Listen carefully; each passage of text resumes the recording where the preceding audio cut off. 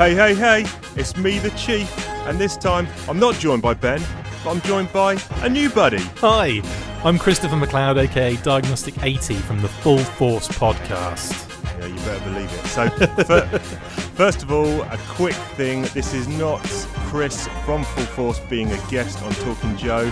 This is a full-on Talking Force collaboration. Two superpowers coming together. I mean, to me, it's likened to the 1980s when in WWF, when Hulk Hogan teamed up with Macho Man Randy Savage, they formed the Mega Powers, which was an unstoppable force, brought low by a woman, but there's no woman here, so I think we're safe.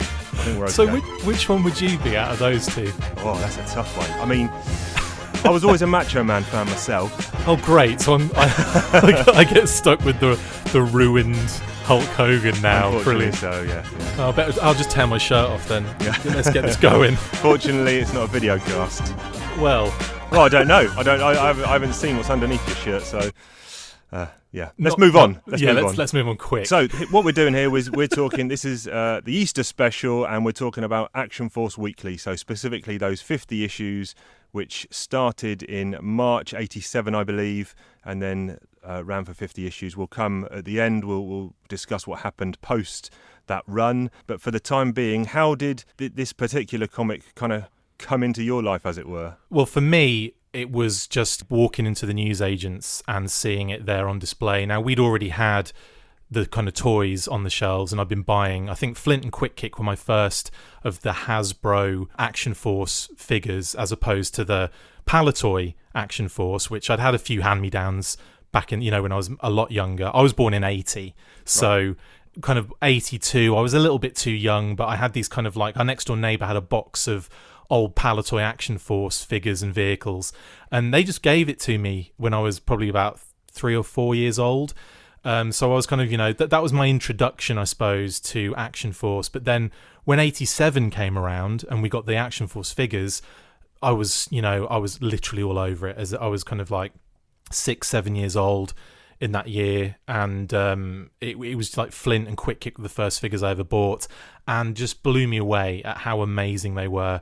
And what was interesting to me was the fact that the actual figures themselves, if you flip the file cards over, they had Flint was David Fairborn as opposed to Dashiell in the US. Yep. And also he was born in Lincoln. So it was this really random thing where you're kind of like, oh, this is so cool. But then you're seeing the cartoon on the VHS tapes, which was I think dropped around 87, 88 kind of time when we started getting the VHS tapes.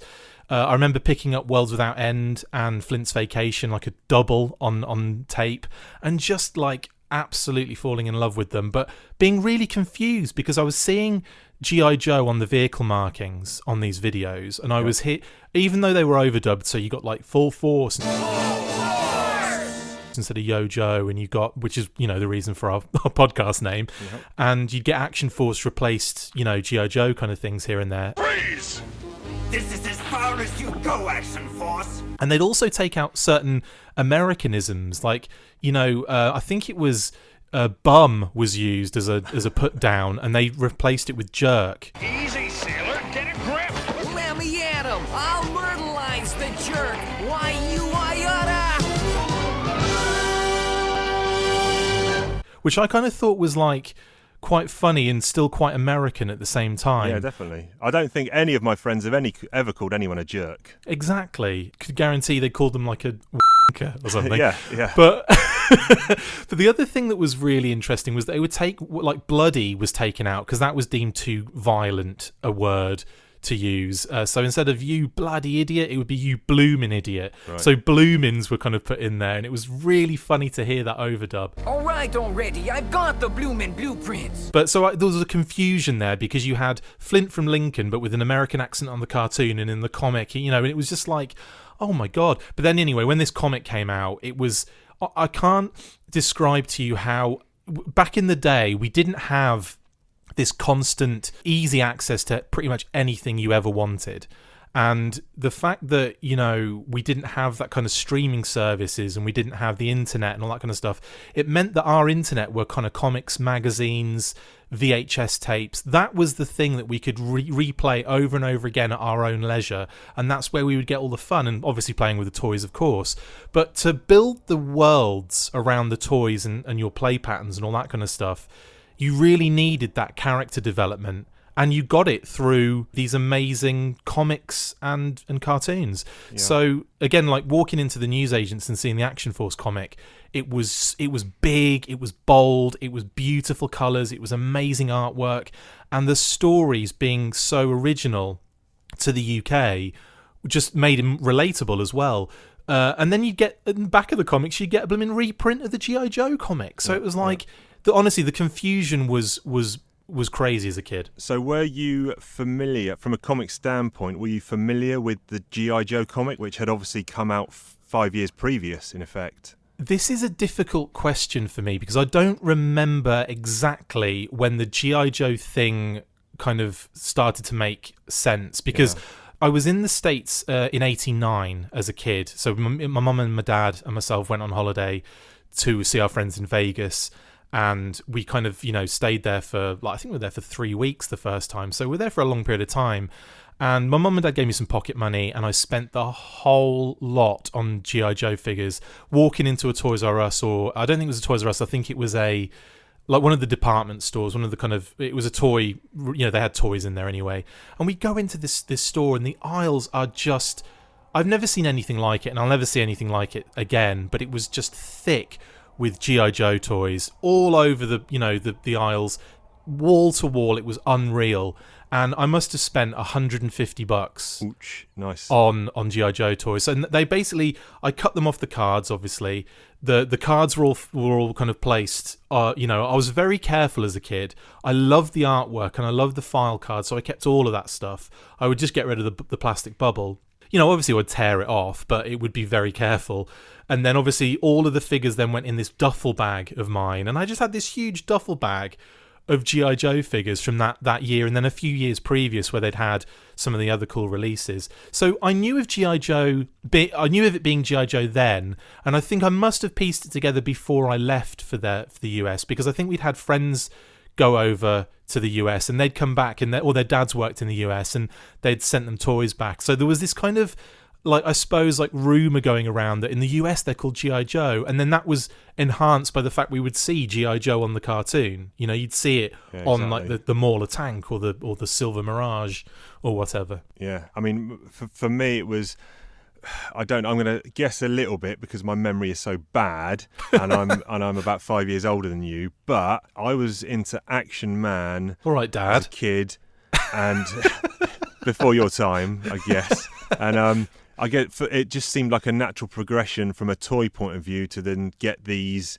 smaller versions, although it wasn't connected, but in my head as a kid it was, just more of an expansive line of smaller toys, and that then, and I was collecting, not that it's the same, but it's weekly, I was getting Beano Dandy, and I was getting a little bit of 2000 AD, but I wasn't really as hardcore into it as I would later become. I'd only pick up an odd issue of Dread because it was maybe a bit maturer, Oh yeah. And that's when the Action Force comic had come out. I hadn't read any G.I. Joe comics at that point, but it was just like, wow, this is the one. I'm fully committed now. So, but I don't know where the Action Force comic actually, where it sprung from. You may know better than me. It's kind of origins. Yeah, I can take you through. I'm going to take you through a brief history of Action Force quickly.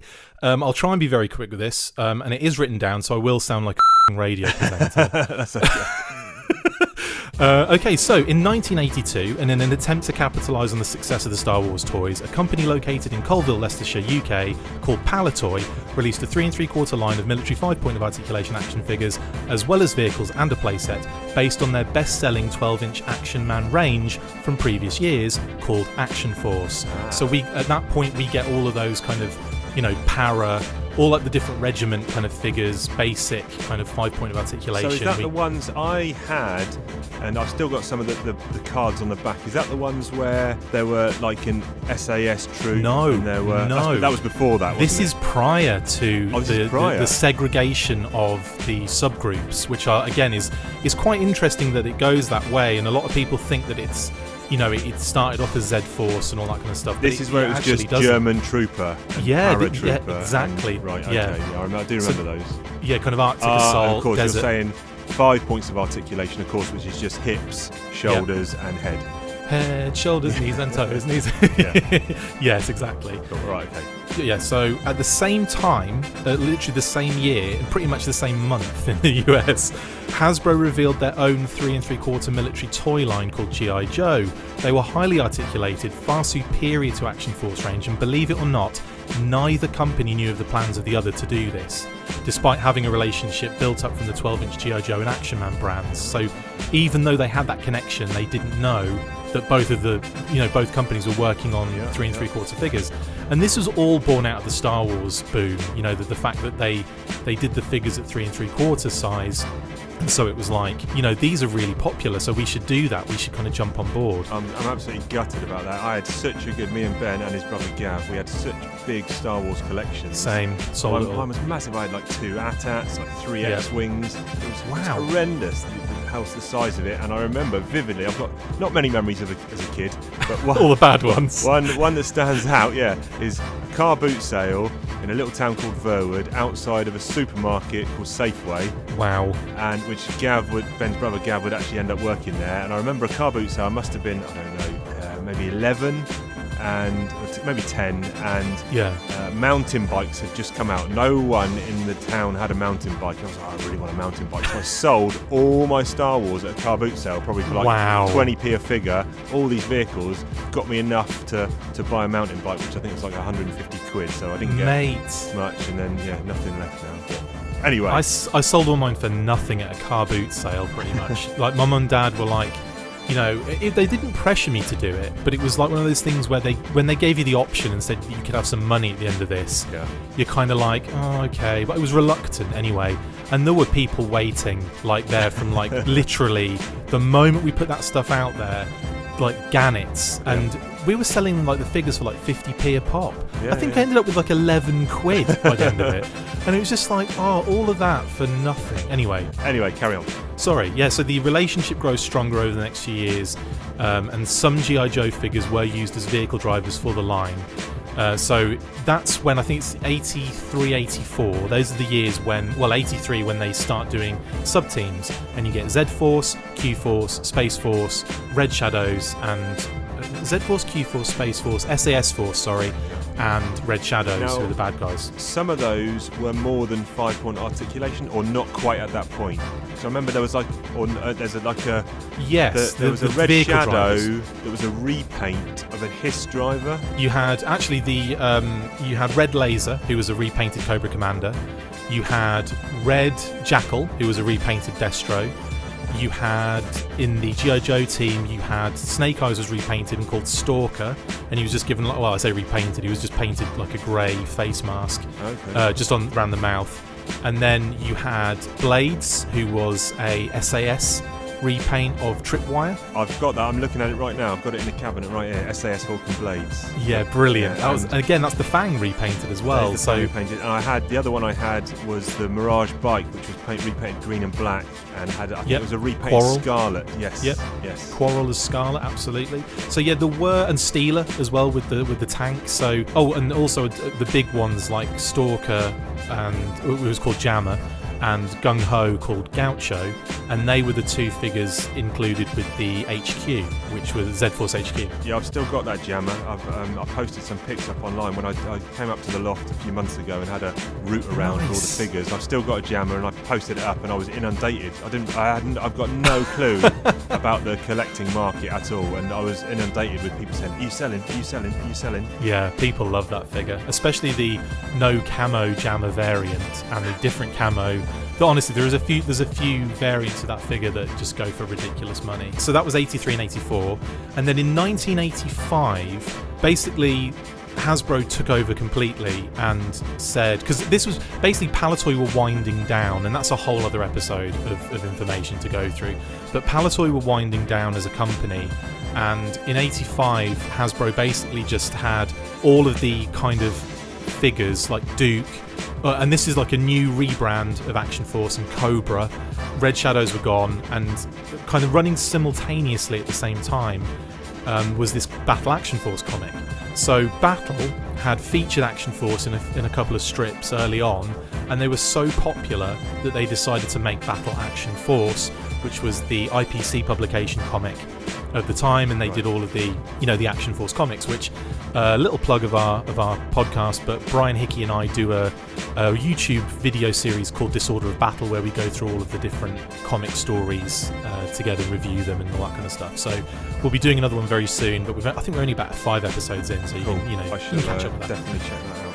They're fun because it's video based, so we look at the comic in depth, and this is on that sort of crappy old paper. Yeah, like newspaper print, effectively. Print, yes. Yeah, and again, there's a charm to it, but you want comics to be, kind of like the real quality angle. But again, there's a real charm to these comics and some beautiful artwork as well. But anyway, we're not doing Battle Action Force, so that was kind of running simultaneously to this scenario. Now, when it got to this part of the storyline in 85, where Hasbro were basically just pumping out Action Force and Cobra figures on Palitoy-backed cards, even though they rebranded it with the different logos, you still had the yellow and red kind of card backs. So they're kind of putting them out for a year in 85. Duke was there, Baroness, Destro, all those kind of guys, Storm Shadow.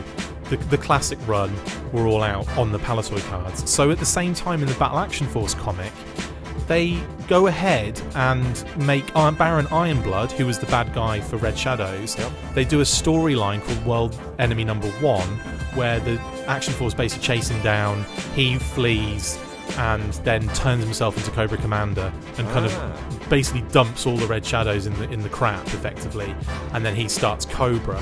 And it's funny because he says he's been injecting himself with Cobra venom in this in a secluded kind of Mayan temple somewhere in the jungle, and Red Jackal tracks him down and he proposes to him, I'm now Cobra Commander, I'm stronger than ever and all this kind of stuff, and you're going to be Destro. So this kind of how they did it in the comics. Because obviously it was still going to be IPC publications, it's still Battle Action Force, and they still wanted to keep that branding, so that happened. Anyway, once it gets to the end of 85, Palitoy go under completely, Hasbro take over, they take over all operations and all that kind of stuff, as they do, and from that point on, we have a 2-year break, and in 87, they just go ahead and rebrand G.I. Joe as Action Force, so you've got similar card backs, kind of the black card backs with the digital explosion, and Action Force branding all over it, and that's where you have the file cards that we were talking about earlier on, where you've got David Fairborn and all the different kind of names and birthplaces and slightly different bios in some cases as well. It's funny you should mention the bios because that is actually going to form something that I'm going to ask you about. So I might as well actually start now. Is it a pop quiz? It's an Action Force pop quiz, pop quiz. It's an Action Force pop quiz, question 1. Brilliant. Within the pages of Action Force Weekly, as you will know, there were intelligence profiles. Oh, brilliant, yes. And as you have alluded to, some of the details in there were contrastingly different to what G.I. Joe fans were used to. So I'll do 4 of these to start with as part of question 1. So Alison R. Hart Burnett is... Oh, yes. Obviously, Lady J. She has her primary specialty listed as intelligence. What is her secondary specialty listed as? Oh my God, you're testing me on secondary specialties. If I... oh, goodness me, let me think. So, she wasn't special services. I think she was... oh, this is really going to bug me if I don't get this. There's no shame in getting any of these wrong because I did not know any of them, even some of the primary ones. So, all right, I'm going to use my brain on this one. She was in a story that I read recently because obviously I've had to do research on this. Yep. When she was in the Sky Striker with Ace. So I'm going to say something like aircraft pilot or something. Aircraft co-pilot. I am giving it to you. That is sensational work there, Chris. Amazing. That was just. I'm just trying to be intelligent, and it worked. Brad J. Armbuster. Ace. Yes. Primary is pilot for fixed-wing aircraft, and secondary... Oh, he's intelligence. He is intelligence. I know that because Ace is one of my favourite ever figures of all time. Yeah, and with Ben's that a big Sky Striker was fan, amazing. yeah. Okay, Scarlett is next. Miss O'Hara. Intelligence is her primary. She's just going to be the same as Jay, isn't she? She is aircraft co-pilot. How does this man Aircraft know it? He's got the issues in front of him. I'm just making this up as I go along. I was actually going to say ninja, but before I did that, I said that out loud, and you took it as the answer, so I'm happy with that. Okay. And the last one for now is Lee-Ho Ito. Oh, quick kick. Quick kick. Well, you can even try and go for primary if you want to. You're on a roll. Oh, he was infantry. He was intelligence. infantry, primary, and what was this? Intelligence. Yeah, intelligence. Oh, you're too good. Anyway. I have studied, the profiles and all that kind of stuff. I absolutely loved that as a kid. I'm such a nerd when it comes to that stuff. Okay. Especially with the UK stuff. Not so much with the American. Like, I love the comic and I've read it multiple times, but I feel like the Action Force stuff, maybe because it's a smaller run, but it just stays in me, you know what I mean? Well, we got 5 more of those, and I'll hold those back for later on. Awesome. And now I cannot remember where I interrupted you. Don't know, I remember. It's all good. So, like I said, Palatoid going under, Hasbro takeover, 87 card backs and all that kind of stuff. And they started releasing I thought I knew where I was. Yeah, so they did all of the changes and all the file card stuff, obviously to relate to kids in the UK and obviously sell to them. But at the same time, they decided to create a comic to help market the product, and it made complete sense to use Marvel UK because it was Marvel in the US who produced the G.I. Joe comic at the time. It was edited by Richard Starkings and his assistant Steve White, who also actually worked on the comic. I think they both worked on the comic as well at times. But the Action Force specific strips had no single creative team and were produced by a variety of talent, including the writing class of Simon Furman and Mike Collins, and art from Kev Hopgood, who I believe you've been speaking to recently. I have. I'm hoping unreal. I'm hoping we'll be able to put that up as well. As people are listening to this, it might already have gone up. If not, it's probably going to go up directly after this. Yeah. Can't wait to hear that. And Jeff Senior, who obviously is a massive name in the G.I. Joe and Transformers kind of world, to name but a few. And we'll talk, I imagine, about more of the guys involved as well. Yeah. The first issue was published on the 1st of March 1987 with a cover date of the 7th of March 1987 and came packaged with issue 2 completely free. It lasted almost 1 year and 50 issues, coming to a close on the 7th of February 1988 due to poor sales, which just blows my mind because I was just all over that stuff. When it came into the newsagents, we would have like a, when you ordered a comic in, if they would always have it in for you every time.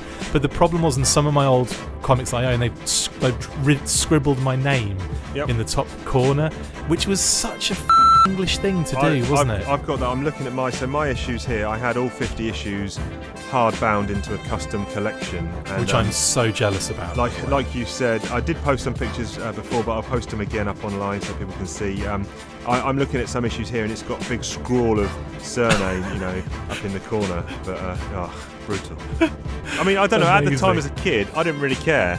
But then when I went through my prime comic collecting years, I was a bit off because I was one of those board it and bag it and no creases, in that kind of boom period. But now I'm a bit more sort of laissez-faire about the whole thing. If it's got a wrinkle or a crease, I don't really care anymore.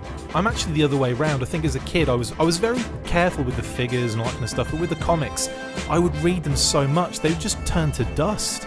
They would just be like so worn through with reading and like folding open to kind of draw stuff and trace things, and I was just so besotted with those things, like the comics. It was just like an amazing world for me. And obviously we're not talking about the monthly comic which followed this, but I'm sure we could do that at a later date with another crossover. Yeah. But that's another one that's really interesting, and the US factions will know that as European missions. Yes. But yeah, anyway, so that's the history. I'm exceptionally glad I had you on, and I had you on because it's a collab, and it wasn't just me and Ben bumbling around, because you've proved your worth right there, my friend. Brilliant. Right, I'm going to actually open up my collected volume, and we'll start discussing some of these issues.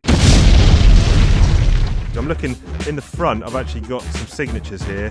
Jeff you Senior, jammed it. Kev Hopgood, Lou Stringer, Mike Collins, Lou Stringer, Combat Simon Colin Furman, fame. Yeah, Brian Hitch. I even got Larry Harmer to sign this one as well, even though, well, I guess he's got content in there. IP, and also, you've got the US stuff in there. Yeah, amazing. So issue 1 then.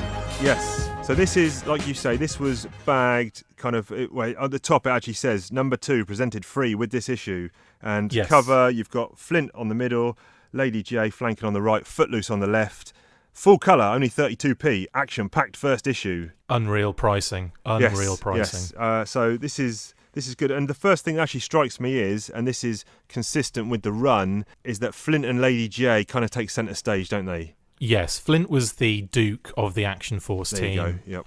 And to be honest, his image was used more than I think any other Action Force character on all the merchandise. He's on literally everything. Anywhere you would look in Woolworths or WH Smith or anything when you were a kid growing up, you'd see Flint on something. They do that Marvel thing where in the top left, this is Marvel UK obviously, but they do the thing that Marvel US were doing where they've got that little box where you've got the date and the cover price, and they also have a little thumbnail picture of one of the characters, and here, like you say, it is Flint. Does that stay consistently as Flint throughout the whole 50? I'm not sure.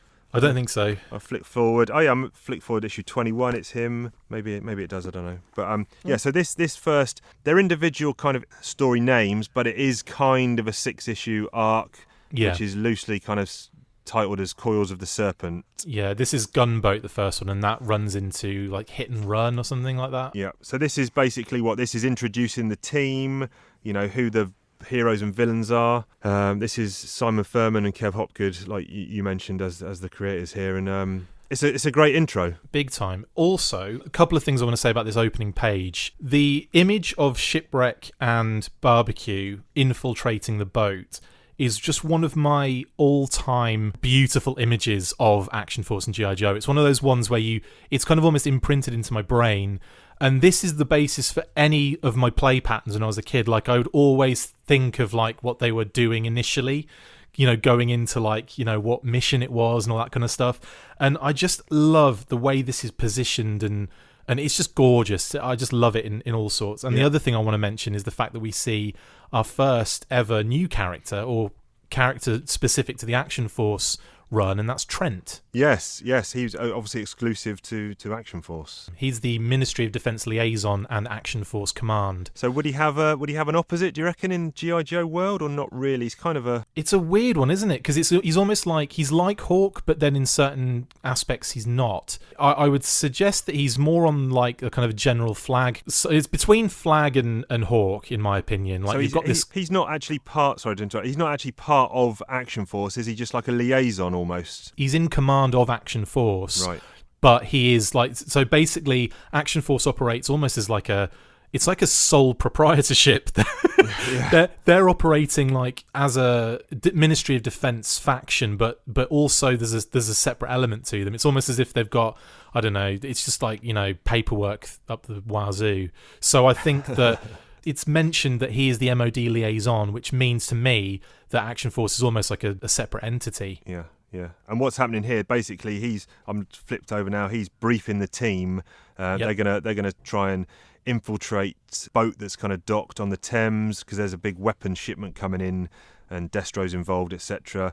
And I'm looking at the team. So we've got Flint, Lady J, Barbecue, Shipwreck, and Footloose. Good team. Great team, yeah. And Flint goes to say to each member what they're going to do, how they're going to be disguised. And actually, with Footloose, because we're getting him here now in Action Force, and when the G.I. Joe reprints start coming into the comic, Footloose doesn't get introduced till much later in the G.I. Joe run. Yeah. They actually rename him in Action Force as Longslide.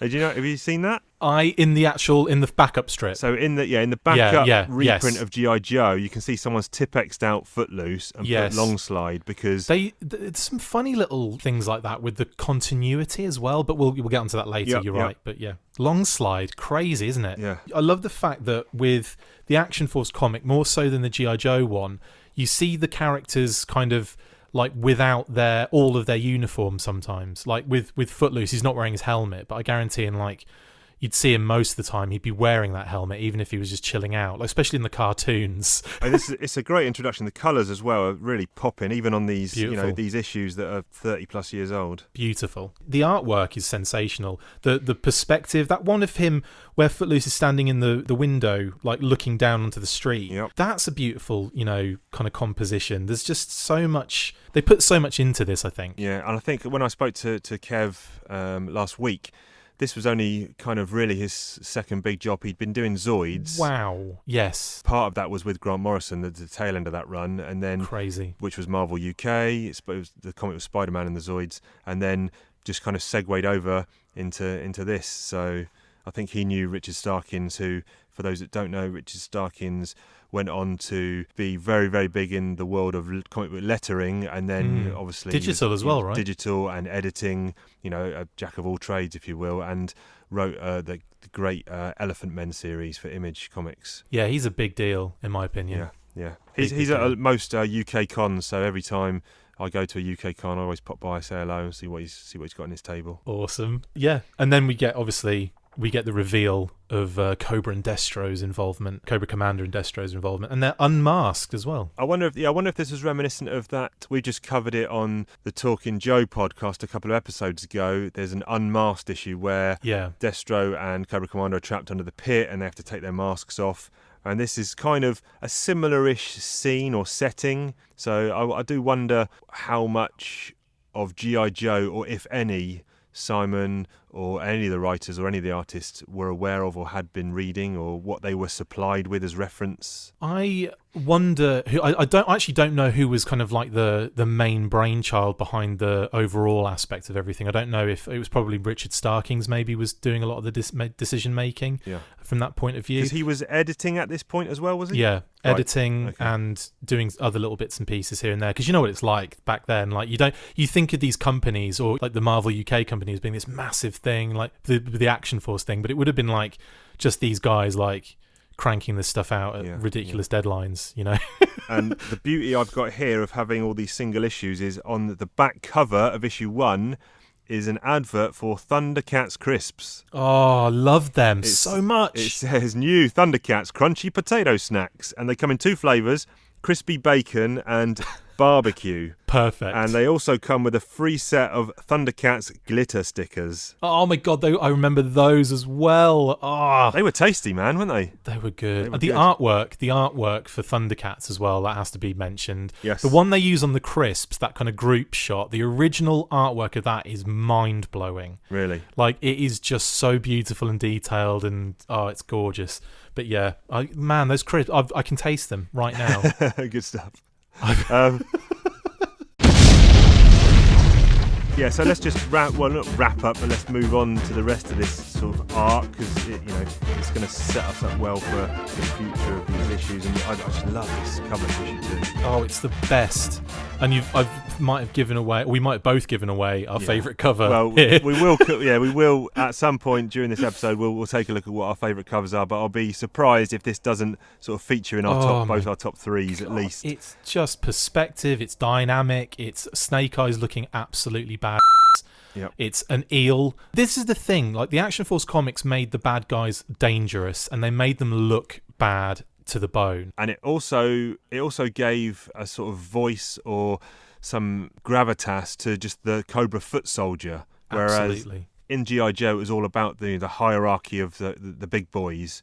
Whereas here, there's some Crimson Guards play in several different stories. They get individual, personalised treatment. And here, this lowly eel has, taken on some of the best we've got to offer, and, he's made a getaway. And then he, obviously he's in pursuit by Snake Eyes and Scarlet, and he ends up getting out into the open through a manhole cover, because that's where the Action Force base is, by the way. Yep. It's the hidden secret facility is in the sewers of London. Yeah, so on this first page, it's actually, in the background, it's got a tube sign for Westminster. Amazing. So, and then down the side, I'll put this up. This is interesting. It's in very small font, written in vertical text down the side of the front page. I'm just going to turn it so I can read it. It says, "Warning, Scarlet and Snake Eyes are highly trained Action Force personnel. On no account should you play on London Underground tracks." And I'm sure everyone took, Yeah. that notice of that. Yeah. Because these are, for the purpose of new readers, these are American operatives from Action Force, and they've come across the pond to take this captured eel back to the States. Yep. And like I said, he makes his getaway. Does some damage as well. He manages to evade Snake Eyes and Scarlet, which is, that's some skills right there. Scarlet, in actual fact, takes a... She's taken like a harpoon straight through the bicep. Ouch. Jeez, and Snake Eyes has been whacked on the back of the head with a harpoon gun. So this eel is like possibly the greatest ever Cobra operative of all time. You got it. Who does he turn out to be? No, I'm kidding. Yeah. And then I suppose it's run to ground then, isn't it, that we get to? Yes. And this is where we see some really cool things. And one thing that I was hoping to ask Kev face to face but obviously you've spoken to him now. Did you discuss the possibility of a hidden in the in this particular issue? No. Okay. I'll leave that to you if you interview him, because I know you're keen to do that, and I think he's up for it. He's mentioned he's up for it as well. So awesome. Please do. Awesome. Well, this is the thing. Like, he has actually mentioned on his Facebook page, I think recently, that the colorist, who I believe at the time might have been Steve White, correct, doing that. So he said that he drew basically the eel does a job on all of these punks, these classic 80s kind of cyberpunks on the streets of London. Yep. One of which is wearing Tiger Force trousers, by the way. Yeah, I'm looking at that page now. This is brilliant. So he's got Tiger Force trousers. One of them's got a pink mohawk. One of them's dressed like someone from the Village People, and he's swinging a chain around. Yeah, it is. I mean, it's Dreadnoks before Dreadnoks, isn't it? Really, it is. Yeah. So I'm looking. For I say. Where's the? Okay, so go to the page after the eel has done a job on everybody, and at the top of the page you've got them all laying on the street, all kind of bashed out. Yep. If you look at the second panel at the top with Snake Eyes and Flint like voyeuring over this naked body, I see it. I see it. Now, he's actually stated that Steve just didn't colour that section blue, which would have then looked like the actual thing, but I still think to this day that that's his wang. I'll post a picture. We'll let the listeners decide. I'll do a poll. There's a poll on that image. But anyway, yes. Yeah.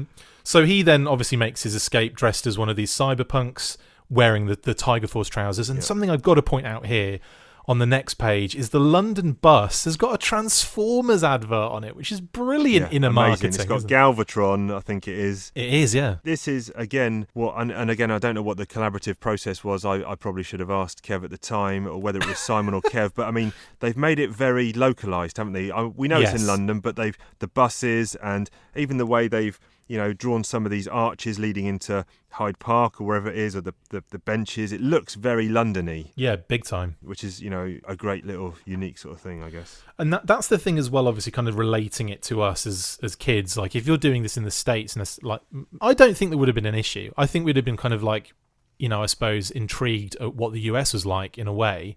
We were getting the media constantly through TV, so I don't know why they were too worried about, them not selling to the UK market, but this is what they did, and to be honest, I'm glad they did, because it's given us this whole different kind of universe, really. Yeah, definitely. Anyway, we then make it to Tasty Burger. We make it to Tasty Burger, yes. What do you think that's a reference to? Burger King? McDonald's? Yeah, I think it's got to be. Wimpy? Yeah. Well, that's a great segue. It's an Action Force pop quiz. It's an Action Force pop quiz. Amazing. So, in issue 7, we see the Tasty Burger bar. Bazooka and Shipwreck have popped in for some grub. What do they order? Okay, so Bazooka, he loves his like elongated food, just like his weapon. That sounds really dodgy. No salads here. I'm going to say that he is. Have you seen his modern day figure is huge. Yeah. Every time he's depicted, he's either this huge hulking guy or a fat guy. So I would have to say it's all meat, huge amounts of whatever the biggest thing on the menu is for Bazooka. And who else was in there, did you say? Shipwreck. Shipwreck. Oh, Shipwreck's going to have seafood. Right. He's going to have the surf and turf burger. Okay. Right. How's that? Yep, that'll do me. No parrot food, because that would be really, that would be harsh, wouldn't it? Parrot meat. So what's happened here then? Snake Eyes has actually infiltrated a Cobra chopper, hasn't he? He has. Have I skipped ahead? No, this is right. So Yes. He's in the Tasty Burger and he's getting evacs off the roof of it, the eel, who's now dressed as a cyberpunk. The Tasty Burger's a front. It's a Cobra front. And it also has a massive roof, because this helicopter's like Landed. huge. And also, I would love to see this in toy form. This is like the Cobra transport copter that never was. It actually appeared in quite a few comics, didn't it? I think in G.I. Joe. It appeared in that Michael Golden drawn annual issue as well, I think. Oh, God, the annuals. Yeah, God, yeah.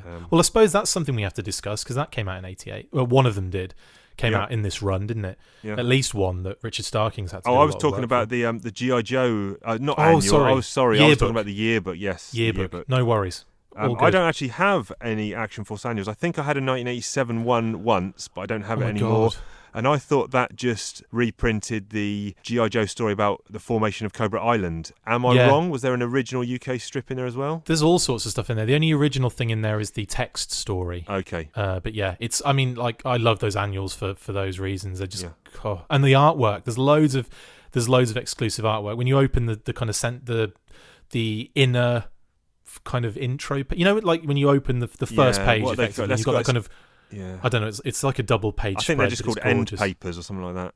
That works. Maybe. The front and back end papers are just gorgeous. I love them. Cool. Anywho, yeah, so Snake Eyes, you're right. He jumps on the helicopter as it's evacing, and there's Flint on the roof going, F**k. Oh no, he's going, Snake Eyes? Yeah. Question mark? And this next one is Coils of the Serpent, where I think this is now on to 4, I think. And this is where Kev Hopgood is really, really doing some spectacular stuff. You get the Silent Castle. It's beautiful, isn't it? He renders a great version of it there, and Kev Hopgood's depiction of Snake Eyes could be one of my favourite. He could be one of my favourite Snake Eyes artists. Every panel, he just looks unbelievably cool, doesn't he? Yep. And I love it when you get the perspective from below looking up and you see the visor, and that shape of the visor just looks brilliant. Yeah. And there's that second panel in the second page. Yep. I love how he looks in that. But yeah. And I suppose we should mention as well the fact that there's a really odd continuity kind of crossover in these comics where, the reason we're seeing this Silent Castle is because they're kind of tying it in a weird way with Silent Interlude.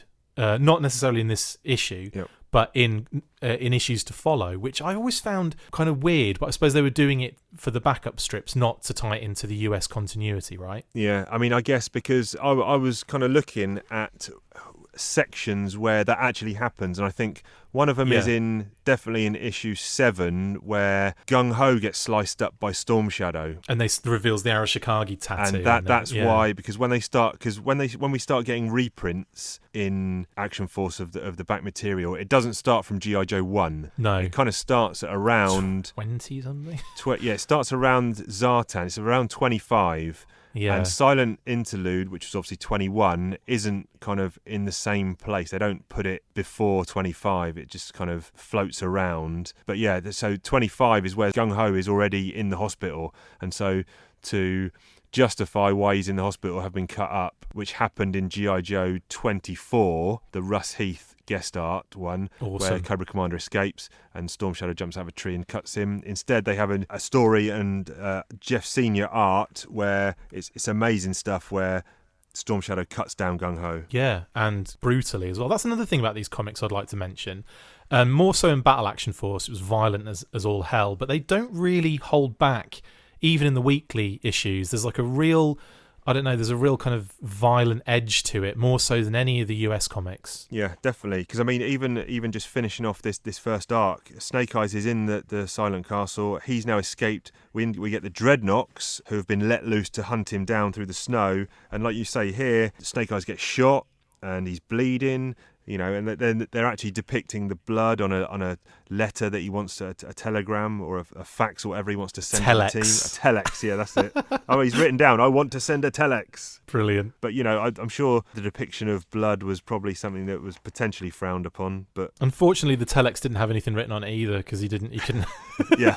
It's just like, what? Oh, it's from Snake Eyes. What does it say? It doesn't say anything. Yeah.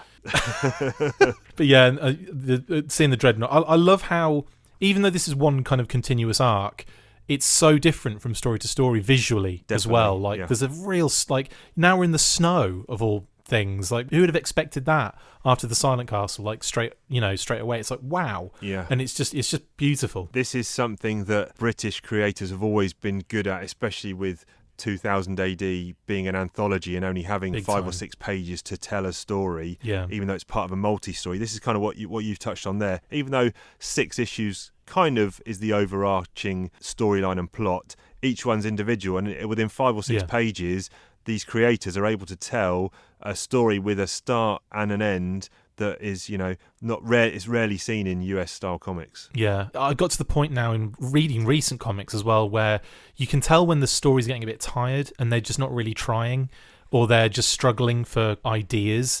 And you'll get that thing where it ends, but you turn the page looking for the next page, like thinking like, well, hang on, there's no indication this is the end of the story. Yeah. There's nothing to really say that. And I'm not saying you need to have an end, but something like a little mini cliffhanger, or like, something that could lead into something else. And sometimes it's just left open, and I find that really lazy. So what they did with the Action Force comics, you're right, it's like they made these really like compact little stories, and they work standalone but also together in 6-issue arc. And now we're in Paris. Yeah, the team has tracked down some Cobra Terror plot to blow up the Eiffel Tower. Of course. Why not? This is another good thing. It's international, global. We're moving around the world. I like that. And we got a couple of Ben's favourites here. We got Airtight and Alpine showing up. Brilliant. All the A's. Yeah.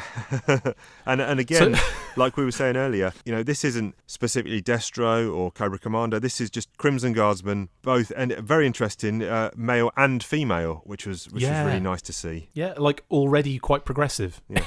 Yeah. Back then.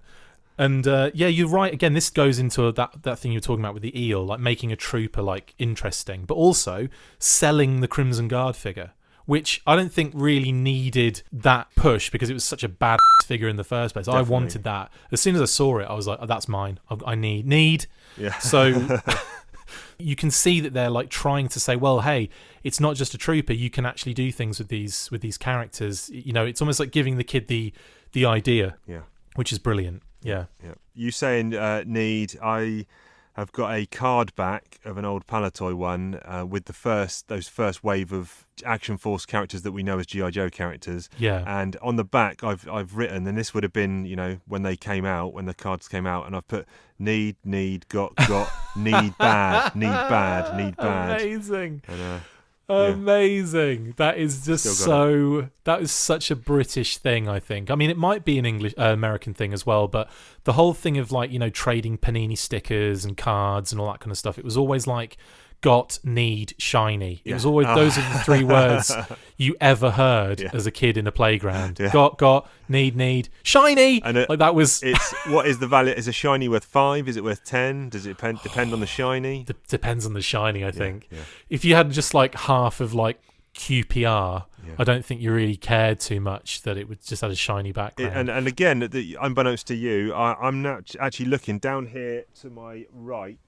I dug out Mexico 1986 sticker album. Oh, you beauty. PK was the mascot, and I'm looking at the England team. Peter Shilton in goal. Shilton. Oh my goodness. And it wasn't. Parker? It's not. Who's in? No. Oh no, that would have been 90, wouldn't it? 90. So 86 would have been. Oh goodness me. You want to have a guess or the no, strikers? No, I'm not doing a football pop quiz. Strikers. Oh God, Hurst. No. Well, God, 86. Think. I'm going to put you out of your misery. It's not Lineker, is it? It is Lineker, yes. Oh, thank goodness. Not Gascoigne. He was 90, right? Yeah. So it would have been Lineker. Ryan Robson. Robson was in there for midfield, yeah. Oh, Keegan? No, after his time. Oh, it was, wasn't it? Oh, no, you're going to have to put me out of my misery. Up front, you had Lineker. They listed Chris Waddle as a striker. Waddle!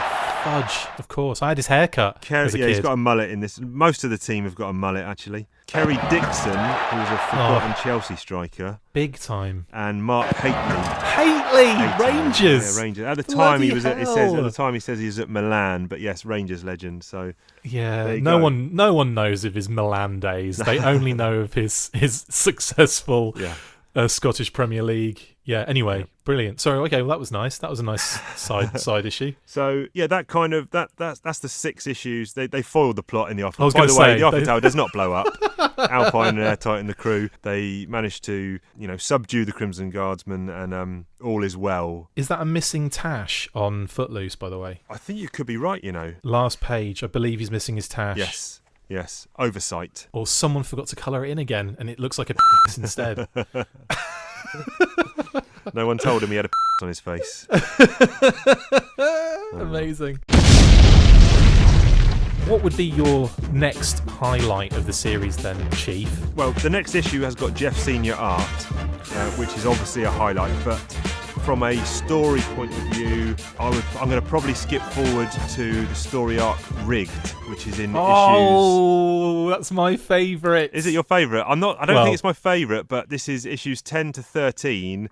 Jeff Senior's on art for 11 and 12. I bloody love this story for a couple of reasons that I'll explain at the end. In fact, just before we jump onto that, I've come across this page here, and if you don't mind, we'll just discuss this quickly. Yes, go for it. This is something the comic had every now and again. It's called the TAC page, the TAC page. TAC. I don't know what that stands for. I'm going to say tactical something. Do you know? I do know. It's the... While you're looking carry that on. up, the TAC page would highlight different vehicles and weaponry. But the thing I loved about it is someone... Tactical Arms Compendium. There you go. Build a library. Build a little library of arms. And the thing I liked about it is it would have a specialist who would speak about the weapon. So it wasn't just, bland text. So here we've got Footloose, and he's telling us about the Winchester 12-gauge shotgun. Amazing. Which is officially known as the Defender, but known by most soldiers as the trench gun. Flint's own trench gun is a customised marine weapon which uses chrome-plated stainless steel for protection against salt corrosion. There's some detail there, isn't there? This is particularly useful for Flint, as Action Force operations often take place at sea. The wooden stock has been removed and replaced by a pistol-style hand grip. This reduces the length of the gun, so it makes it easier to conceal and handle in confined spaces. Amazing. There you go. Do you know what's really cool about this as well? It was at the time...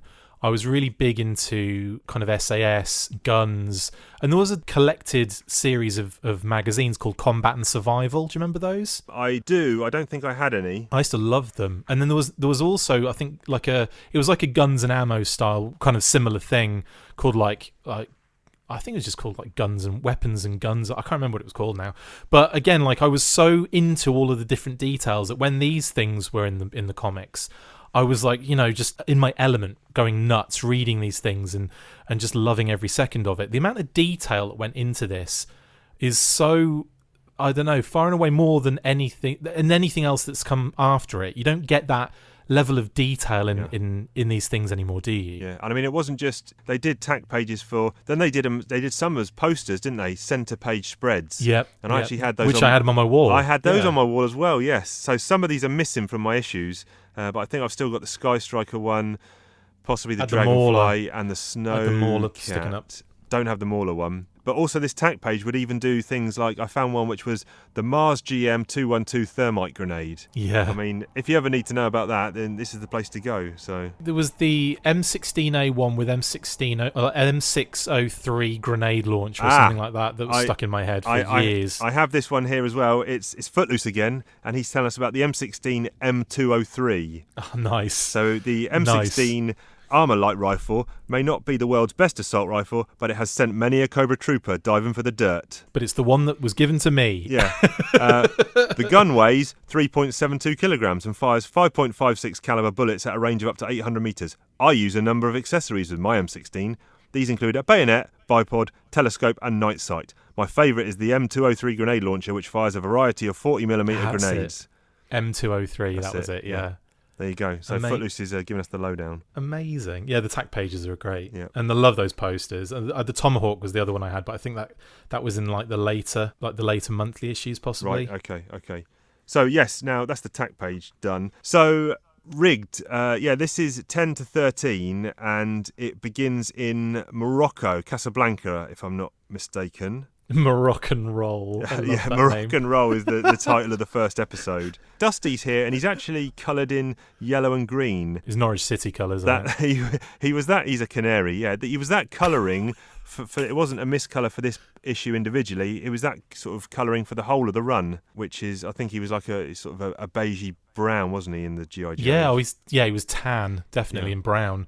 Tan and brown. I suppose, was it too... I don't know actually why that was. I suppose it might have something to do with the colour palette, or even like how it looked on page. Yeah, or lots, I don't know. Lots of greens in use in these issues. So what's going on here then? Cheaper, that's why. Yeah.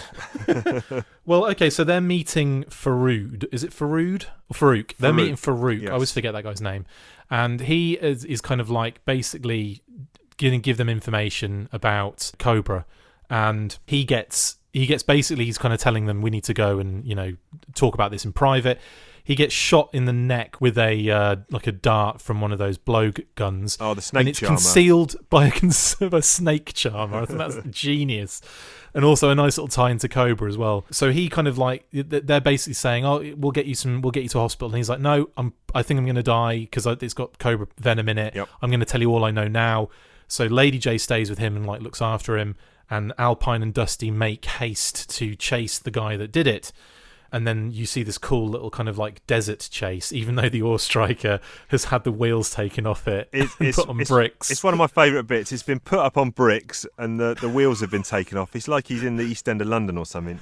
Yeah, it's like he's in Liverpool. Yeah. Yeah. And so what's transpired here is Farouk's letting on that Cobra and Destro want to take control of the world oil market. Easy. Yes. Let's just do it. Let's just do that. Why don't we do that? Yeah. Why are we doing Oil. podcasts? Yeah, I don't know. This reminded me kind of Raiders of the Lost Arky. Big time. Kind of that bit where Indy is also in... he's in Casablanca as well, I think, isn't he? Yeah. And then the streets are kind of drawn in that way, and the guys with the swords, and it's very filmic. It's very filmic stuff. It's definitely of that time period where everything looked the same. It was like, well, we need to do a street in Morocco, so that way it's going to look exactly the same as everything else that we've seen prior to that. Yeah. But you're right. Yeah, it's definitely got that feel to it, and the horses and everything like that, which is great. So they capture the guy, but he takes cyanide. Oh yes, he does. Yeah, kills himself. Great panels here. The guys, they all do. They all take some cyanide pills. They're all keeling over. Hail, very dramatic. Hail Cobra. Very dramatic falls as well, aren't they? Yeah. And then like they get back and Lady J catches up with the guys and basically says, "This is what's happening." Yep. And the next thing we know is the next issue, which takes us to where the Joes are attacking or being absolutely obliterated by fangs. Yeah. Back of the issue on issue 10, I've got an advert for some Transformers toys. Oh, sweet. I've got Rodimus Prime and I've got Retgar. Is it one of those cartoony ones? It is. Or is it one is of, a hand-drawn they've one. drawn yeah. it. Oh, yeah. they're the worst best, aren't they? Yeah. Like they're really bad, but there's a charm to them. Like that there's another one. I think it's Galvatron or like maybe even Prime and Megatron that's been hand drawn, and God, it looks awful, but I love it. So I was pretty much always a Transformers fan, but I never had any toys. I was a Transformers fan, and I had the toys. I had a good amount of toys, and I loved them so much. Yeah. I don't know. I think I sold them as well. I think they all went in the great exodus of the late 90s, early 2000s. So I have one Transformers toy remaining, and it is, you'll know them, say it's one of the aerial bots, not Silverbolt, one of the other ones. Is there one called Air Raid? No. Air Raid. Might be Air Raid. But the reason I have him is because I had a letter printed in Transformers Weekly. Amazing. I wrote in basically saying I was a Transformers fan a long time ago. I hadn't read the comics for a long, long time. I think this is when, I'm going to say, so that ran for something like 332 weekly issues, I think. Yeah, and massive. I came back to it at around 230 maybe. Yeah. And basically wrote a letter saying, I haven't read Transformers for a long time. I don't know who anyone is. I don't know who you are, because it was Dreadwing answering letters in the letters page. Brilliant. And basically he wrote a nice reply and they sent me a Transformer toy in the post. That's great. So it would have been either Silverbolt, Air Raid, Fireflight, Skydive or Slingshot, right? Yeah. I'm going to say Skydive. I don't know. Anyway. The next part of this is where it's going down now. Oh my goodness! I love oil rigs in comics. They're a great. Like, have you? Yeah. Do you read the modern comics? Do you read like the silent option and stuff like that? I have it, but I haven't read any of it yet. Is it a I won't 4-issue spoil series? Because I've Might got be more than that. I've got number 4. I've got them all, but I was waiting till the last one came out to read it. However, I am about, I'm going to say, 20 issues behind on Real American Hero. Yeah, you need catching up then. So yeah, so I've got them all. I'm looking at them over there in a box, but I don't know what I'm waiting for as well. Why am I waiting? So I think get on it. I think Why are you doing this? Do it now. I think what I wanted to do was do this read through with Ben of the Marvel series as a minimum, Right. and then whether or not we carry on the pod, I don't know. Oh, you should do. Yeah, totally. do that. I'll then carry on through the IDW stuff, but I'm worried that's going to take me a long time to get to. So what I might do is I might just start reading way ahead now and get through all that IDW stuff. But do both. Do them simultaneously. But anyway, you're saying that there's oil rigs in Silent Option. I'm just such a sucker for oil rigs, and as well, like, there was a Call of Duty campaign that required you, I think, like Modern Warfare 2, maybe one of the Call of Duties, where you infiltrate an oil rig from below through, like you exit a submarine, and you're with this group of guys on like just this like these little mini subs, and then when you get to the oil rig, you have to infiltrate it. And my God, it was like all of my dreams come true. I don't know why I'm so besotted with it, but when I see oil rigs and like the tactical battle platform, my God, I had that as a kid, and I've just worked it out. There's the therapy session. It was because of that I loved oil rigs so much in military situations. And we've got one right here. We've got fangs, loads of fangs attacking this oil platform. It's so Jeff Senior, isn't it? And the visuals here. It's every panel, and I think I've worked it out. There's two things going on here. Number one, Steve White is a massively underrated colorist, or he might not actually be underrated because he might well be rated, but the colours here just bring Senior's art, which is amazing, into another league, and no one quite draws explosions or weapons firing quite like Jeff Senior. No, because they're all so different. Every explosion even has different colouring to it. Yeah. Like, you look at the suicide jockey comment when he's talking about that fang in like the second panel of maybe the second or third page. It's third page. Yep, suicide jockey. I'm taking evasive action. Yeah, you got two explosions by him. Both of them are completely different, and it's way more dynamic. You've got the flash from the gun of the fang as well, which is bright yellow, and it's just beautiful. You're right, totally amazing. And like you mentioned, it's hyper violent stuff. I mean, there must be a lot of people biting the dust here. Yeah, they've even used Joe Green shirts in this one, haven't they? To give us some, I suppose, good guy death as well as all the bad guys strung around. And then we get the twist at the end. Civilian-looking helicopter lands in, because the Joes have now taken back control of this oil rig. And who should come out of the helicopter? No another. Destro. Yeah. And he's now basically taking the Joes up for piracy on the high seas, because it turns out that this is his oil rig. And that's how you take over the world's oil market. Yeah. It's the following story as well that I really like, in that utilises the news perspective. Yes. Where you've got almost like narrating a little bit of the story via the news report, which has been done quite a few times, but I do like that. I guess famously in Dark Knight Returns. Yeah. I think, is that supposed to be Angela Rippon? It looks like Angela Rippon has been represented possibly as this newscaster. Who was the woman who was on one of the early morning ITV shows back in the 80s? Yep. Anne something? Yeah, actually it looks a bit like her. Anne and Nick, wasn't it? Yes. Anne Diamond. Anne Diamond, Nick Owen. there you go. Anne Diamond. I always imagined her as this particular newscaster. Yes. But that's a good call on Angela. Maybe. That is a good shout on Angela. Anyway. Yes, so more great Jeff Senior action. Like you say, less action based, but more kind of lot of talking heads. Quick Kick gets some quality action here. I love Quick Kick as an Action Force character. Yeah. I like the fact that he's just got 3 ninja throw-ins, well, not ninjas, throwing stars. Yeah, the shuriken on his sash. Yeah, on his sash. Amazing. It's so good. I always found Kev did a really good Quick Kick. I loved Kev Hopgood's Quick Kick. Yes. But anyway, he helps obviously the Action Force team have been captured by Destro and being held not hostage, but prisoner because obviously they illegally attempted to take over his oil rig. Yeah, I guess trespass and assault. Yeah. So he, Quick Kick has obviously gone in silent weapons expert to kind of basically break them out without anyone knowing, but they don't really do that very well, do they? No.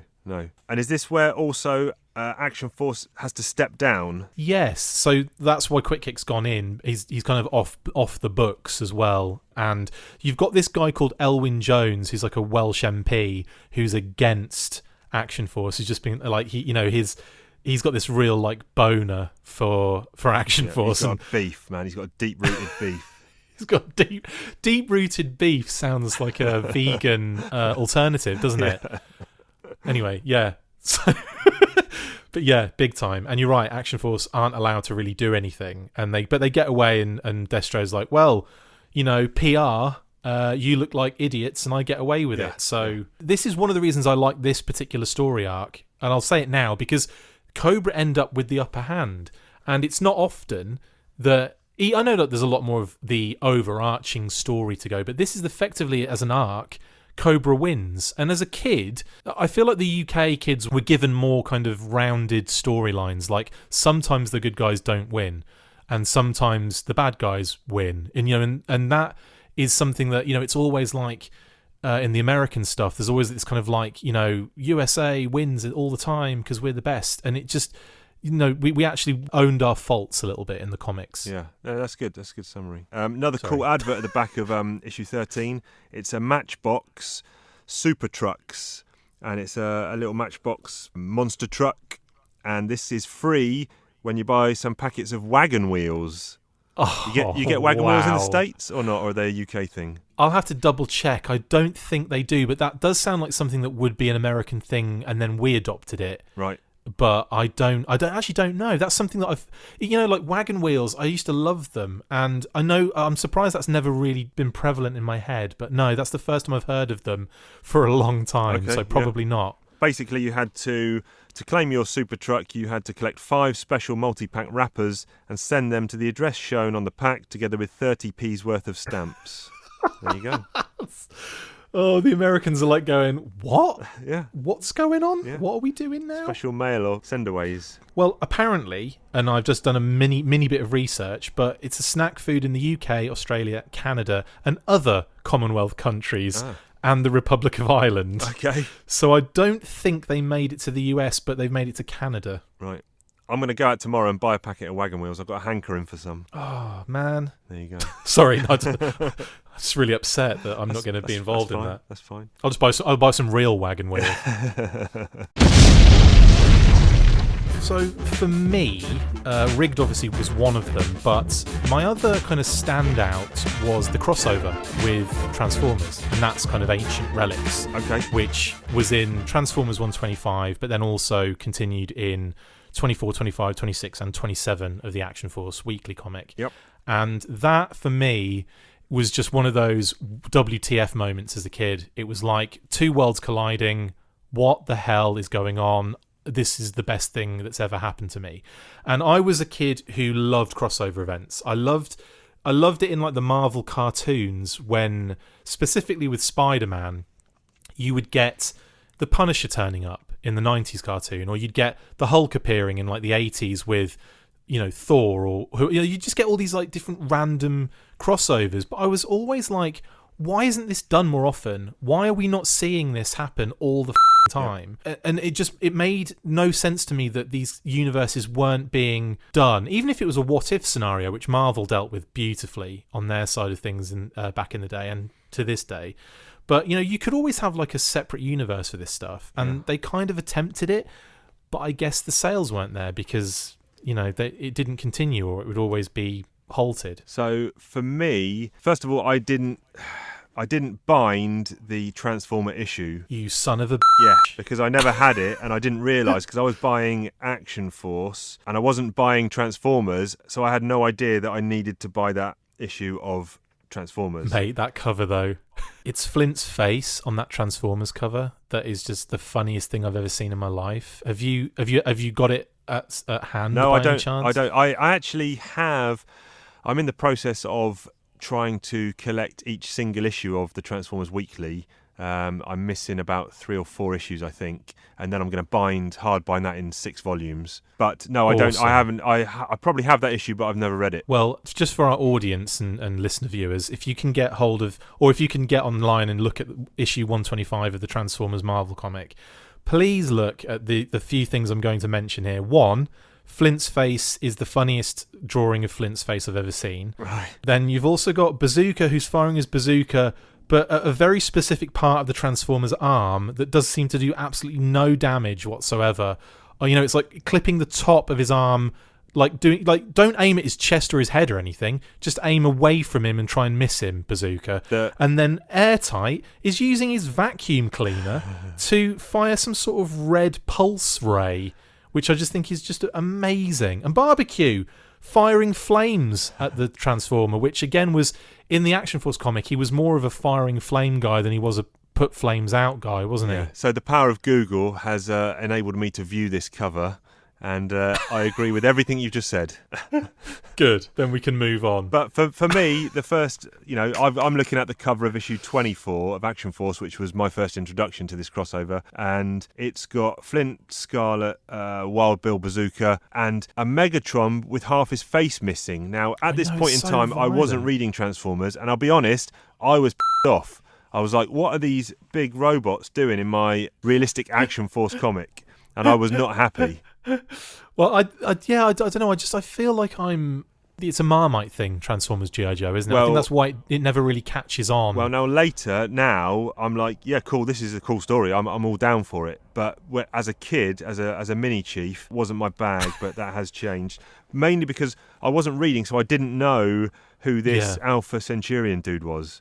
And I didn't know what was going on with Megatron and Grimlock. I knew Megatron and Grimlock, but I had no real understanding of what was happening. Yeah, because again, we're brought into it in an odd position, aren't we? As well, we missed that kind of initial issue. Yeah, and it's almost like I must admit at the time I did feel like something wasn't quite right.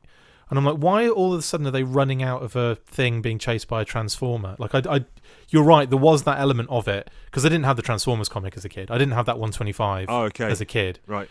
But I was still just blown away at the fact that, and I just thought the newsagent had obviously missed one out, or I'd missed a week or something. That's how my mind worked back then. It was always my fault, I don't want to be sacrilegious or anything, but I don't think Jeff's art here is potentially as good as what I'd seen previously. I don't want to wax lyrical about everything that's in here, but for some reason, I don't know. Some of these pages I'm looking at, I don't think they're his best work. I know, I'll agree with that. I think there's elements of it where it's a little bit sparse. It's not as filled. Like some of the, he's using a lot of kind of block colours, and it's all very, very simple paneling stuff, isn't it? It's all very basic. Yeah. But there are some really nice parts. Oh, definitely.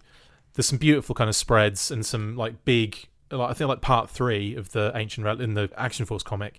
You've got a really good scene where you've got Megatron and Grimlock battling. You've got the helicopters all converging, and you've got like Centurion, and they're all kind of like meshed. They're all coming together in this kind of like crazy fight, and I did quite like that. Yeah. I've noticed also we're not really talking about what happens in it, but I don't think we need to. It's basically Transformers meet with Action Force, and there's a big scrap, and that's it pretty much. And on the back of one of the covers is another. I keep bringing up adverts, so I hope. No, it's great. I love the adverts. This is an advert for Battle Beasts. Oh, that's our next episode. That's our next main episode is Battle Beasts. Battle Beasts. They battle for fun. Exactly. Oh my goodness. Exactly. And firewood water, baby. I think I didn't have some. My friend had some. Now, I don't want to spoil what happens. Oh, go nuts. Actually, no, because this is going to be an Easter special. So hopefully the listeners have already listened to the Full Force podcast. The 5-hour Battle Beasts episode. This is just a recap of what you will have discussed.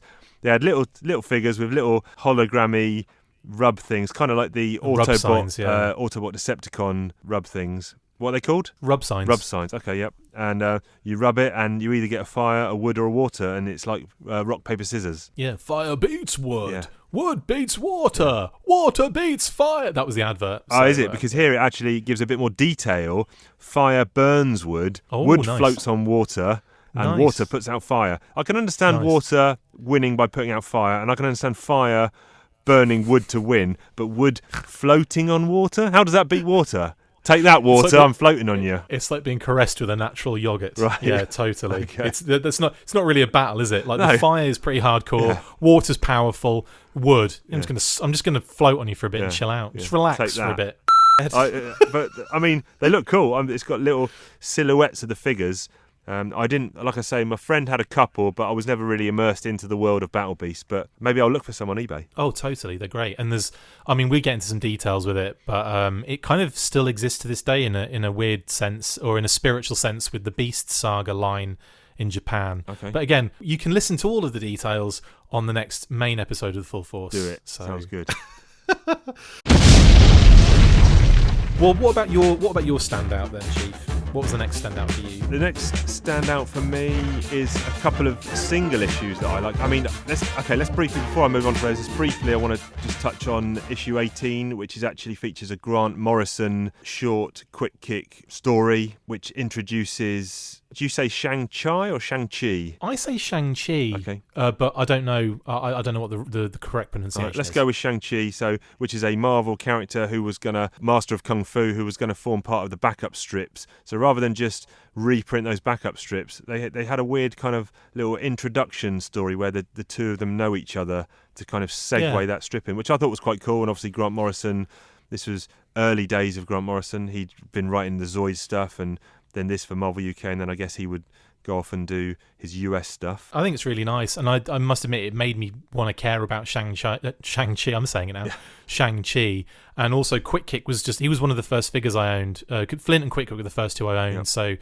Quick Kick has always had that kind of close to my heart as a character. Yep. So I was gutted when he died in A Real American Hero. Yeah. Spoiler alert. Yeah, spoilers. Do you want me to cut that out? No, that's fine. Leave it in. And that comes, and I don't particularly want to discuss this story, but that comes off the back of the previous 4-issue arc, which is called Cold Comfort, and brilliant! that is actually a really good story because it's a bit more of a mature story with Quick Kick trying to hunt down his old friend who he assumes has been captured by Cobra, or a sect of Cobra. And this was actually quite clever. Actually, I am going to discuss it now. I said I wouldn't, but I'm going to discuss it. Do it. Michael Ank, who was an old stunt driver, stunt performer, friend of his, has gone off into the snow. I don't know where it is the Himalayas or somewhere. Himalayas. It's usually the Himalayas. Usually the isn't it? Himalayas if it's snow and mountains. And this is quite clever because they're actually introducing a whole new branch of Cobra, who are, a bit more fundamentalist and a bit more hardcore. And he hasn't been captured. He has actually been turned and is as a member of this cult. And really good stuff here, really good back and forth and moral dilemmas. And also is a good story because it introduces Steve Yao as an artist who would go on to be a real mainstay on 2000 AD. He's amazing, Steve. Yes. I'd love to get him on the show as well, Yeah. or on your show, please. Can you get Steve on? I'll see what I can do, and then I'll palm him off onto you. Well, it gives me less to do. If you just do all the ones I want to hear, then that's perfect. I don't think he does that many cons anymore, but I know a con I was at, and one of my friends actually got a Quick Kick sketch from him at one of the conventions. So Yes, and honestly, Steve does brilliant Quick Kick as well, Yeah. I must admit. I love the logo as well for the Cobra, like the two-headed Cobra logo. But I mean, that's a good story, worth tracking down, definitely. And then the other, I like a couple of these single issues. I like issue 23, which is called Gas Mask? Gas Mask with a QUE. Gas Mask with a QUE, because this is Brett Ewan's art, who was a big Judge Dredd artist and did Bad Company for 2000 AD, and just kind of another issue that kind of highlights the individual Cobra soldier. He's an old friend of Heavy Metal's. He's gone a bit rogue and he's on a suicide mission. He's going to kill everyone. He has to be talked down. Nothing revolutionary, but I really like the way that's done. And another single issue, which is issue 32, which features Barbecue and Airtight. I knew you were going to say this one. This was also one of my kind of honourable mentions, the Runaway Train one. Okay, yes. Yeah, so again, this is actually Anthony Williams on pencils, who would again be a big artist for 2000 AD, especially on Sinister Dexter. And yeah, I don't think this is not Cobra involvement, is it? It's just some criminals have hijacked a train, and Flint is flying the Dragonfly, and I think Wild Bill's flying the other one. They drop off Airtight and Barbecue, and they use their skills in their respective areas to kind of halt the runaway train. It's really cool, and again, it's I love the fact that Airtight and Barbecue are kind of duoed up all the time. Like I feel that they came out like in a similar time. They just have like they're almost like, because they're not kind of directly infantry based. They're not like military as it kind of, you know, the standard version of that. They're almost like kind of put together and like, you guys go over there. Yeah. And it's funny because they're both really cool operatives, and in this particular issue I think it enhanced them as characters so much, having this particular comic. And I love the fact that you've got a guy who is basically he's got nothing to live for, who's taken over this train, and he's just gonna, like, you know, I suppose make a name for himself, kill him and everyone on board at the same time. And they end up kind of getting on the train in like classic action fashion, being dropped by a dragonfly. Barbecue has to put out a fire. The danger of the fact is the container that it's in is it's going to be a very dangerous situation if it does break out. So obviously Airtight is there to deal with that. And then they both break into the actual cab of the train or the driver's area. And that's where they meet this guy who's got a gun to Barbecue, but then Airtight comes through the window and grabs his gun. And then the dude's like, well, what are you going to do? You're not going to kill me, so I'll just jump out of the train. And then they're like, right, well, what are we going to do then? We better bail. We'll bail for it. We'll jump out. They jump out and save the other driver on the train, the other guy involved.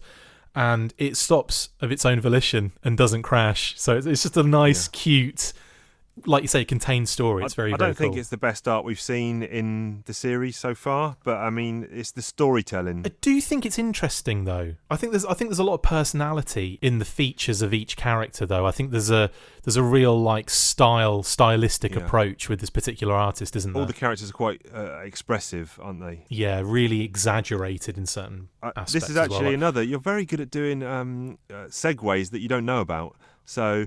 I'm a genius. It's an Action Force pop quiz. It's an Action Force pop quiz. More intelligence profiles. So Kurt Schnauer is Airtight. Do you want to go primary and secondary, or I can give you primary and you can attempt a secondary? You're going to hate me because for one, there's a reason I love this character. Born in West Germany, right? Yep. I was born in West Germany, so instantly I had this connection with Airtight, and I knew. And the other thing was, my dad was in the forces. He was in the RAF, and I would talk with him about these characters, and we would have he would fill me in on like real military stuff, and he was always interested when things popped up, including nuclear, biological, chemical warfare, which is the NBC thing, which is his primary military specialty. It is, and I think like weapons tech was his other one, something Correct, like that. Yes, weapons technician, yes. But I remember that, like, again, vividly, because my dad was, like, we'd have conversations about this stuff, and he would tell me stories about when he had his NBC suit, and it was a funny story of, I think his mate, like, the way that they were designed was that you couldn't really take them off fully without spending hours putting them back on.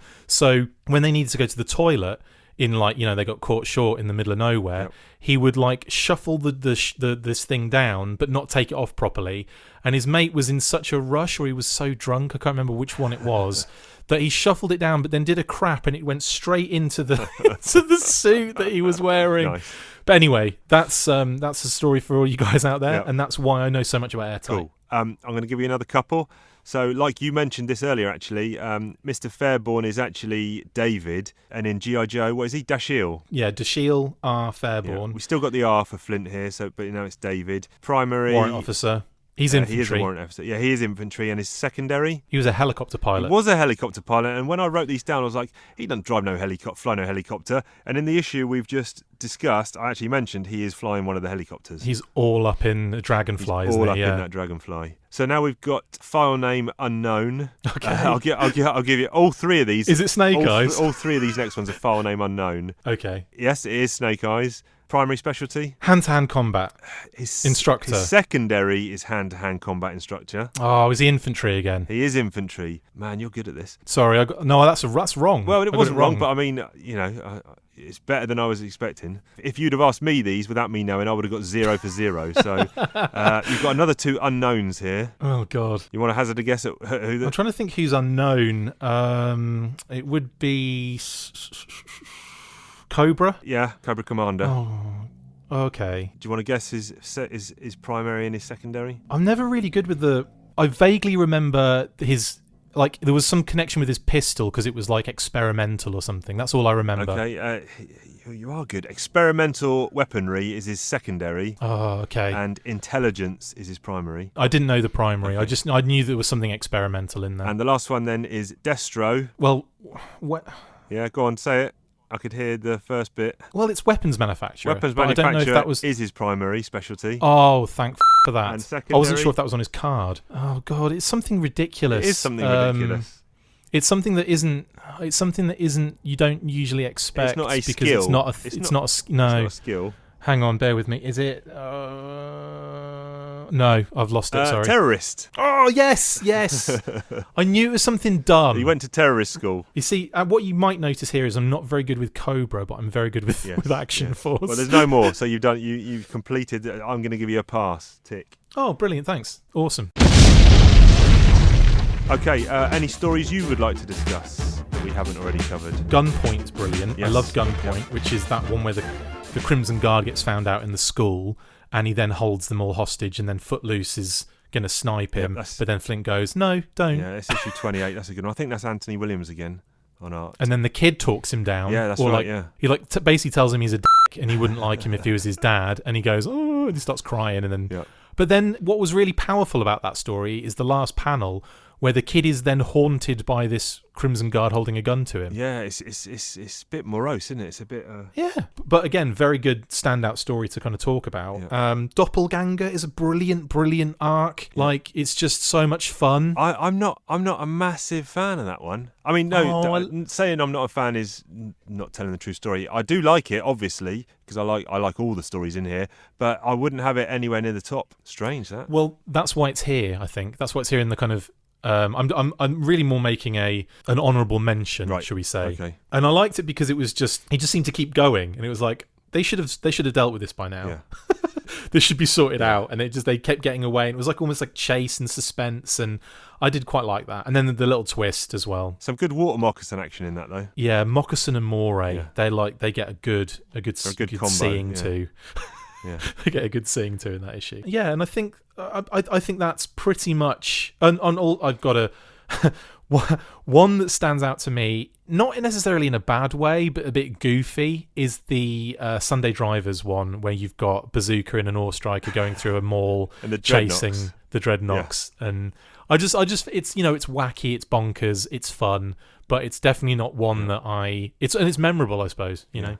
I think we probably need to discuss the other main crossover with the G.I. Joe comic, which is kind of issues 37, 38, which are drawn by Brian Hitch, who would obviously go on to become a massive superstar artist, did obviously the Ultimates at Marvel, and then did a truckload of stuff, The Authority with Warren Ellis and Mark Millar and all that kind of stuff. But that acts as a silent interlude, kind of prologue and epilogue. Yeah, bookends, right? Yeah, it's very interesting because you kind of get Storm Shadow at the end. Well, the first part is it shows how Scarlet came to be captured by Storm Shadow and taken to the Silent Castle, which is never done in... I don't think it's ever done in the G.I. Joe. It's only referenced in a few panels in a subsequent issue. But here you actually see Storm Shadow. He's come into London. He's actually captured Scarlet. And somehow manages to do it with, I want to say, Snake Eyes is involved. He's one of the guys that's dressed up with his mask on, that's with her. Yes, and he ends up kind of getting smacked into the like the pool of water, and then like comes out all ready to go, doesn't he? That's actually a really cool panel on that last page where it says prologue ends, and it's got an image of Snake Eyes kind of squatting with his Uzi. It's brilliant, isn't it? Yeah, sensational stuff. And then the following issue in 38, because then we get the silent issue of the reprint of the G.I. Joe material, and then you get a confrontation between Destro and Storm Shadow up above on the ramparts kind of Castle Destro, or the Silent Castle. Sorry, yeah.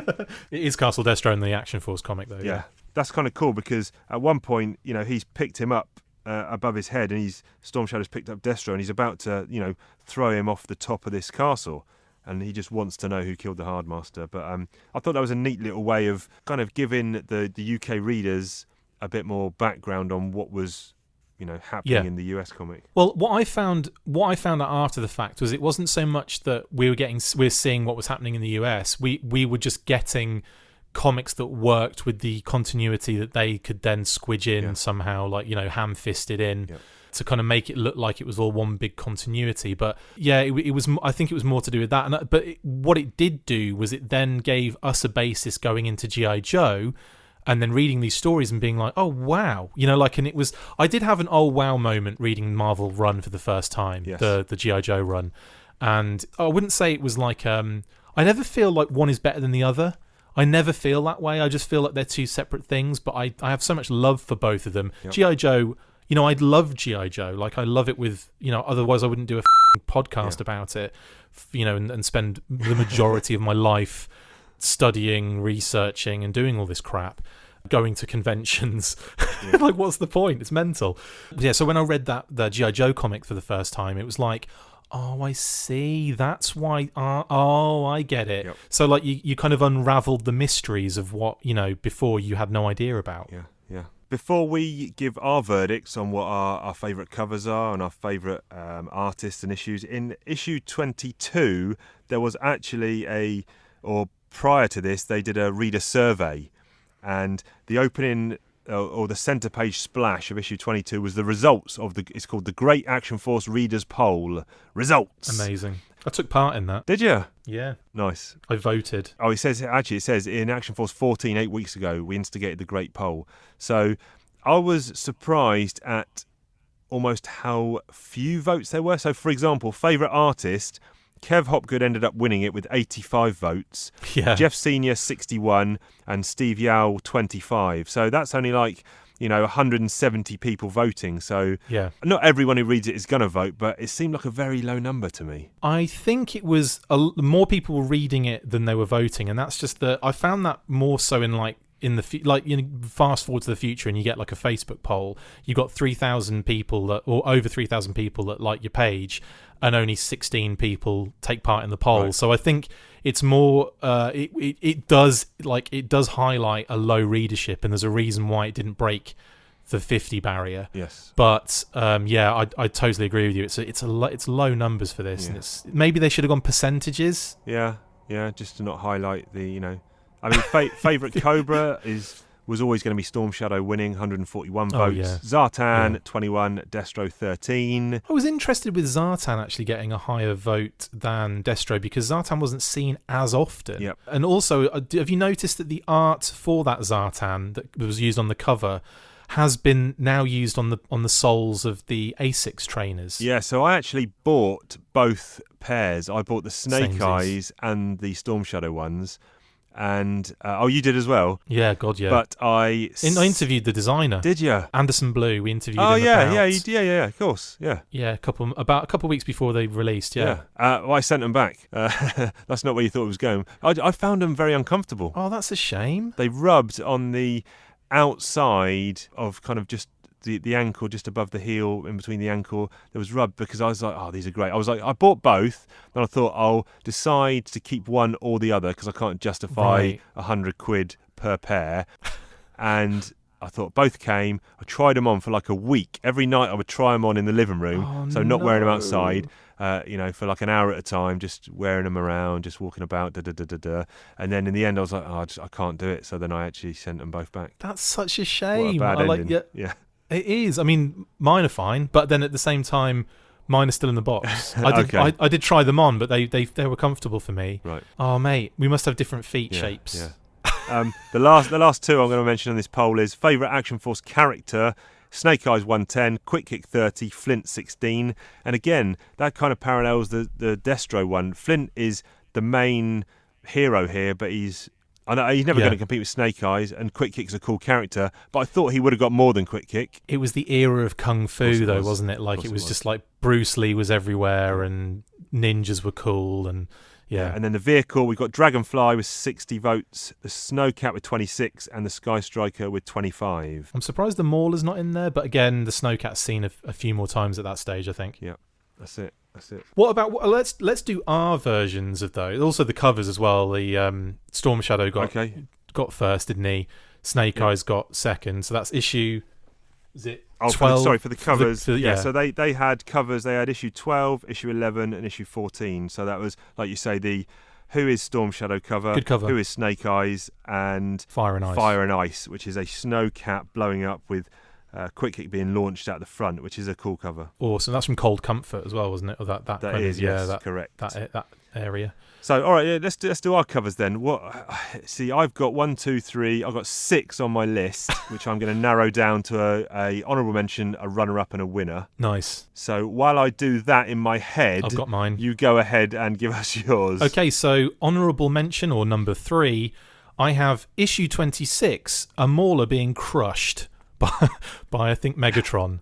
I just find that particular visual very iconic for the Action Force, even though again it's the Transformers crossover thing. But I remember seeing that and just being blown away by it because the Mauler's gorgeous. It's one of the most beautiful tanks ever conceived, and I thought visually it just looks stunning. Number 2, the runner-up, I have issue 18, and that's the wraparound cover that features just like them again. It's the Mauler. I might be giving away my favourite vehicle at this rate as well. It's another Mauler cover, but it's like mentally dynamic. It's like, who would have thought the Mauler would do like that? You know, like I can't even tell if it's either. I think it's coming down from a height. I think it must be, yeah. On a jump, coming down on the front left of its track, which would absolutely disintegrate any tank, I think. But it's also firing off like its ridiculous like missile, which has got the flaps have opened as well, which I just used to love seeing on like slow motion military videos where you see a missile come out of the launcher and then the flaps kind of like appear, like flip out.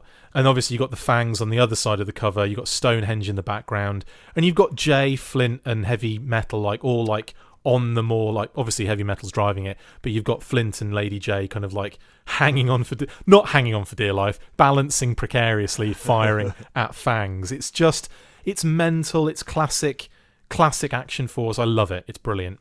And my number 1 is probably going to be your number 1 as well, mate, I'm guessing, and that's issue 2. And that is the eel in the hallway with Snake Eyes. Eel with the candlestick in the hallway with Colonel Snake Eyes and the awesome Scarlet. And everything about it is gorgeous. The art, the line work is exceptional. The colour is exceptional. It's dark, but it's still vivid. Everything pops really beautifully with that kind of the light coming from the back, like the back room almost. That there's a doorway in. And Snake Eyes looks amazing, and the eel looks amazing, and Scarlet looks amazing. It's just perfect. Okay, so my ones, I had difficulty splitting my honourable mentions, so I'm going to give 3 honourable mentions. Bloody hell. First off is issue 17 cover, which is Quick Kick and his buddy Michael Ank. The cover just says Duel, and they're kind of facing off with flames and fire in the background. Just great composition, just really cool. I see that cover, I want to know what happens in that scene. And issue 5, which is Jeff Senior with the Dreadnoks on the motorbikes in the snow. They just look bad and mean. Buzzer was a pretty big character in the Action Force era. He was, yeah. Then I'm going to issue 46 for my last honourable mention, and this is Storm Shadow and Snake Eyes in the rain. Storm Shadow's pulling his bow back. It's a Brian Hitch cover. And Snake Eyes is crouching, right? From my recollection. Snake Eyes is crouching. I'm not so much a fan of Brian Hitch's modern art. I know I am in a very, very small minority there because everyone tells me I'm an idiot when I say that. I just don't like the way he draws faces. I don't think he can draw faces. Hey, you can have your own feelings towards these things, dude. But I love his Action Force stuff. I think this stuff is better, and I saw him at a con. In fact, it was back in 2012, I think, or 2011. It was Kapow in London. Oh, brilliant! Yeah, and I was there. I got him. Oh, yeah, yeah, I was at that one. Cool. Sorry, carry on. I got him to sign some of these issues, and I actually said to him, I prefer your stuff from here, and we wouldn't have it. He's like, are you kidding? And he told me a story. He said he was 16 going on 17 when he was drawing this. Bloody hell. On his mum's kitchen table, and he'd have all his art out and he's drawing, and she's like, clear this table, I'm serving dinner now. You are kidding me. He'd have to like just smush it all off the table as his beans on toast came, and he's I think he said he was 16, just about to turn 17. How? He said I didn't know what I was doing. He said I'm drawing Action Force comics. Oh, Incredible stuff. That is the most mental thing I've ever heard in my life. I'd have given. Crazy. Oh, I don't. That's amazing. Hero. Really nice guy as well. Really nice guy. Hero. And then I have got my runner-up as issue 2. Oh, nice. Which, for all the reasons you said, it's gorgeous. I've actually got my winner. It is actually issue 23. Okay. Okie dokie. Is that the He's Mad one? It's the He's Mad. So it's the gas mask issue. So it's a real close-up of a Cobra Trooper sweating, who's holding a can which says toxic on it, and he is sweating profusely. And it says he's mad, and it just looks, I don't know, that visual is just really, really powerful for me. Brilliant. It's terrifying as well. Airtight's going to be needed soon by the looks of things. And barbecue, yeah. Yeah, the duo. I have a cushion with both of them on it as well. They were always put together on things. It's crazy. What did you think about so in the back of G.I. Joe, there was sometimes postcards to the pit, the letters page. Here we had mail call, which was generally a random place in the issue, which was the same thing, readers' letters. Yeah. But this had something really cool, which was called Action Trade, where someone would write in, such as Stuart Gibson from North Cheam in Surrey, which is actually about 5 minutes down the road from me. Mental. And he says, wanted, Snake Eyes and Storm Shadow with weapons. Swap, Destro and Crimson Guard with weapons. Crazy. So you could basically, it was a swap shop. Classifieds, wasn't it, pretty much? Yeah, it was a classifieds, yeah. But you'd see some really bad ones, like some dude would want, I want Snake Eyes and Cobra Commander, and I'll give you 2 Cobra Troopers. I'll give you a broken airtight and no thanks. That was pretty cool. I mean, we've adopted the mail call thing on our podcast as well. That's all of the things that are mentioned in the cartoon or the comic, we tend to try and steal for our own segments. But the mail call was also one of my favourite ever things as well. Like just kind of reading other kids that are into this stuff and seeing what they were saying and excited about, and so it's really, really neat. I love all that stuff. But the trading thing, I'm not surprised. I didn't really. I want to know if that was actually good for anybody, if anyone actually did any trading on it, because that would be a good story, I think. Yeah, definitely. I mean, there's one here as well. There's a mail call here, which, dear mail call, who is the better marksman, Snake Eyes or Flint? Question 2: does Flint fancy either Scarlet or Lady J? That is so English. So English, fancying somebody. Does he fancy? Fancy was, oh man. Let me see what the answer is, actually. The answer is, I tried to keep, because Flint, of course, is answering the letters. So he says, in relation to that, I tried to keep my personal feelings out of my work. Consequently, my relationship with both the ladies you mentioned is strictly professional. Brilliant. What I love about not just the comics, but then the actual company and the branding and all that kind of stuff is I would write letters to Action Force, like mail away addresses and stuff. Like I would write to them thinking it was the HQ for Action Force and so on and so forth. So I would, you'd get those, it might be like a mail away for Special Corps or Super Troop or something, and you'd get hold of an address, and I'd be like, right, I'm sending him a letter, and I'd write things like, and I designed this gym. It was an Action Force gym.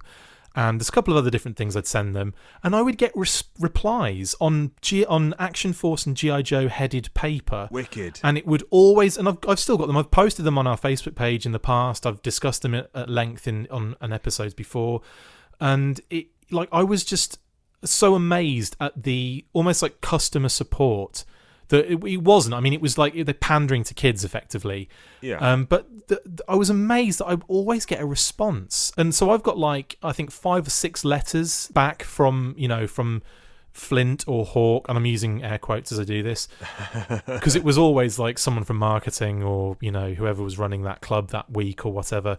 But I always found that really amazing, and that was one of the reasons I fell in love with this whole thing completely, because I almost felt like it was a real thing. Like it wasn't, I would almost fantasize that there would be fangs flying in and I'd look out, because I lived on the coast. This is going to make me sound mental, but I lived on the coast in Munsley, this tiny little seaside town in Norfolk, and we were right on the cliff edge, so we had the most beautiful view of the sea. And there was a barracks on the side of the cliff near my house that we, long abandoned barracks, this huge concrete building on the cliff edge. And we'd use that as our Action Force HQ, and there would be homeless people living in it, probably doing crack and all sorts of stuff. And there was us as kids running around in our army gear, like being G.I. Joe characters, Action Force characters. And I would like visualize like the whale coming up on the beach, and like Sky Strikers flying over. Whenever a plane flew past, like in my head it was like a Rattler. It wasn't an A-10 that flew past. And things like that. And it was just, I don't know, it just made this world in my head, and it hasn't left me, because I'm still here talking about it years later. And I think that was one of the reasons I love this brand so much. So for them to do, to respond so well to the people that were sending this stuff in, just still blows my mind to this day. Oh, very cool. Do we talk about Combat Colin? Of course. Do we let the US readers, listeners into the world of Combat Colin? My favourite thing about Combat Colin was I think it's in his profile, something like that. One of his, because they did like a funny Combat Colin profile, like they did with the Joes, with the Action Force team. And I remember vividly laughing my ass off as a kid to the thing of he applied for the Action Force team. They denied him. He applied again. They denied him again. He applied again. They nuked his bedroom. And I just found that so funny as a kid. I mean, it's dumb as all hell now, but I found that was the funniest thing to me as a kid. And that stuck with me as well, because I'm not sure if that's the exact quote, but it's along those lines. But who is Combat Colin for the audience? It's kind of it's like a parody newspaper strip, isn't it, of a bumbling fat goon who lives with his mum, and he's got his mate Semi-Automatic Steve. Semi-Automatic Steve, unreal. And he thinks he's military grade, but he's clearly not. He has, and Lou Stringer was the guy that kind of drew him, and I think, did he write him as well? Yeah. I've got Lou Stringer did me a zombified version of Combat Colin at a convention once. He's lovely. I saw him at TFN last year. Okay. And I actually asked him if he'd want to be on the show to do an interview, and he said yes, and gave me his email. And I emailed him and haven't heard anything back since. Okay. So follow up. I will follow up. I think I might have done, but I'll do again, because I really want to get him on the show, because he's lovely as well in person. Really nice guy. Yep. Anyway, Combat Colin was hilarious. I actually used to look forward to that strip as well, just as much as I did the Action Force comic. Now, kind of soaking it all in once again, it was such an amazing comic. You had that original UK material, you had the G.I. Joe reprint stuff, you had the sometimes you had the Shang-Chi stuff, then you had Combat Colin, which was a bit of nice light relief after everything you've experienced within, and such a great package, wasn't it? It rounded it off, because it was always at the back. You would never tell in the structure of the comic whether you would get the US stuff first, reprint stuff first, and then the UK stuff. Sometimes they flipped it around. You never knew where the tack page was going to be, or the letters page, but you always knew that Combat Colin would be there right at the end, kind of giving you the send-off. I think that's why I prefer this particular format to the classic comic of just, here's your story, and then here's a ton of like adverts for the company, and then away you go. It's nice on the vintage comics where you've got some of the vintage ads, but I kind of find like that US structure of just the story and that's it, and that's all you get, is so short-changing people. And I love the format of just, like you say, all of those different things thrown together. I mean, obviously the UK kind of has a history of that anyway. History of A, weekly comics, and B, anthology kind of comics. Just out of interest as well, Chief, what are your favourite artists and writers? Because obviously that's a good shout. By picking out our standout stories along the way, we've done our top 3 of those by accident. So I mean, what are your favourite writers and artists? Story-wise, I'll also just give a quick shout out to the story from 44, 45 and 46, the one where Destro loses his memory. Oh, yeah. And confronts Farouk, who has been a character. Oh yeah, he didn't die. The series. Surprise, he didn't die. I actually really like that story, so that's cool. I'd say favourite artist, it's probably got to be between Kev Hopgood and Jeff Senior. Big time. And I thought about this a lot, and I went back and forth, and I'm going to be one of those really annoying people that sits on the fence, and I'm actually going to share this honour equally. Yeah. And that's not because I've just spoke to Kev Hopgood recently at all. I think growing up, I was definitely in the Jeff Senior camp as my favourite artist. Yeah.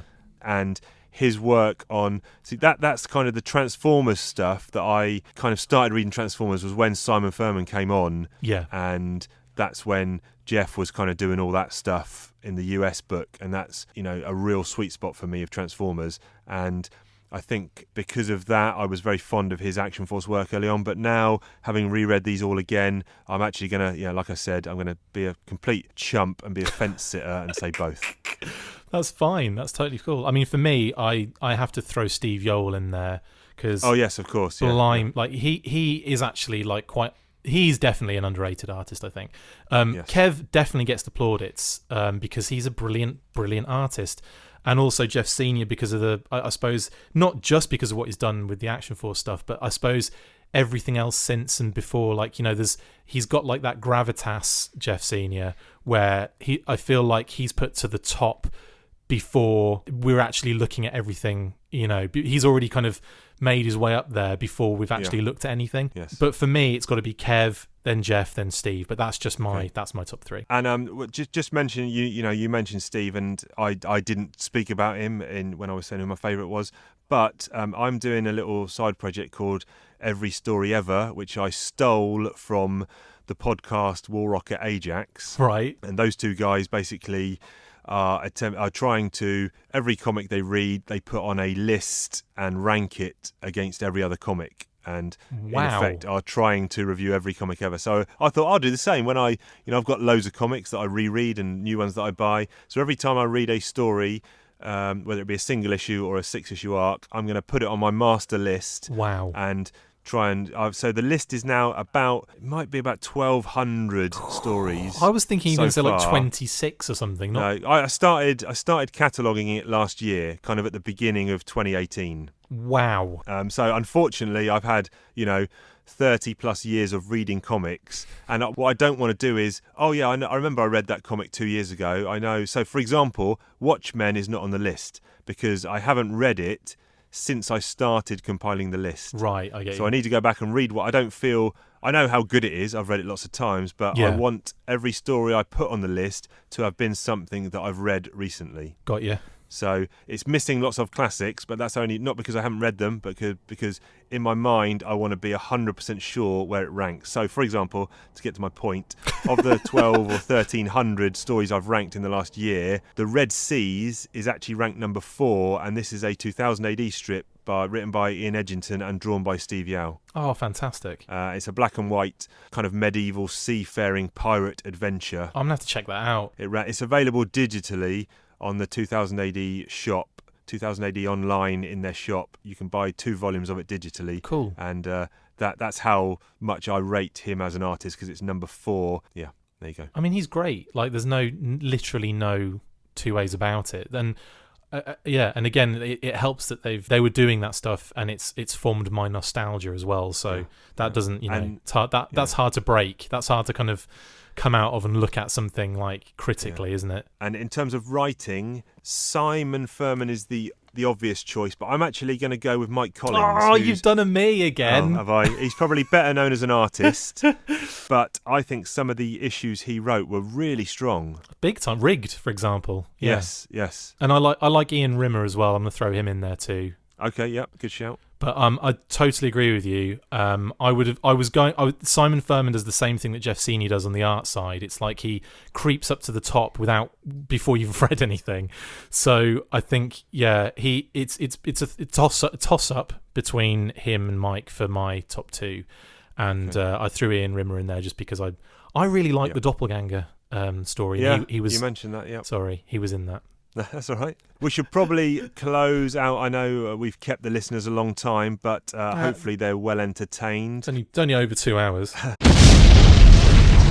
We should probably close out by mentioning, what happened when issue 50, the last issue of this run, kind of came about, because it wasn't the end of the story of Action Force. It actually went over and became a backup in Transformers.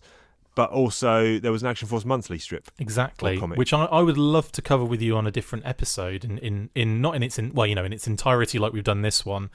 But absolutely, we kind of, the 50 issues came to an end in the UK. we got, basically because of the bad sales, and then we got the monthly happened shortly afterwards. And we'll get into the details of all that stuff on the when we cross over again for Talking Force. Yeah, I'm more than happy to do that. Now, unfortunately, I have not read those issues, and I claim to be a G.I. Joe Action Force fan, but I'm proving to be sadly lacking in certain areas. However, I am going to hunt down those issues, because when Action Force went into Transformers, then I didn't get Transformers Weekly at that point, because I had now fully transferred over to buying G.I. Joe, the US version. Wow. Because at that point, it was only US reprints being reprinted in the back of Transformers. Yeah. Only 5 or 6 pages at a time, as they had been in Action Force Weekly. But I had sought out all of the back issue G.I. Joe comics, and that was the only camp I was in then. So I never bought or even saw a copy of Action Force Monthly. Wow. And then when I went back to when I started collecting Transformers Weekly around issue 250, I don't know if it was probably G.I. Joe being reprinted, because for a time actually there was like Centurions, was there, or something else as a Visionaries. Transformers? Wasn't it Visionaries? Sorry. Yeah. So Action Force Monthly, was that published by Marvel UK as a UK-sized comic, or was it US-sized? It was a US-sized. It was kind of like that kind of smaller kind of format. Yes. But again, there are some absolutely beautiful stories in there, and the artwork's fantastic in a lot of it. It's some of my favourite stuff to read, because again, it's like quite compact. It's selling figures. There's one of my favourite stories, which I will obviously go into more detail, involves Outback and Psych Out, and it's just absolutely brilliant. And the Dreadnoks. My mission then is to track down those issues, and we will definitely join forces again. The Mega Powers will ride again when we cover that on another special show. Absolutely. Thank you so much, mate, for this collaboration. It's been brilliant. No problem. I am going to get you out on this. It's an Action Force pop quiz. It's an Action Force pop quiz. Flint and Lady J and Snake Eyes and Scarlet are on a double date. Now, as much as Flint wants to say that he doesn't let his personal relationships intrude on his work, and he's not seeing either of those ladies, I say he is. Yeah. And they're on a double date, and they go into the movies. They see that there's 3 movies being shown. What do they see? Do they see The Godfather Part 2? Do they see 4 Weddings and a Funeral? Or do they see Fast and Furious Part 7? Wow, that is a good question. I would suggest, if they want to go see something good, then it's The Godfather Part 2.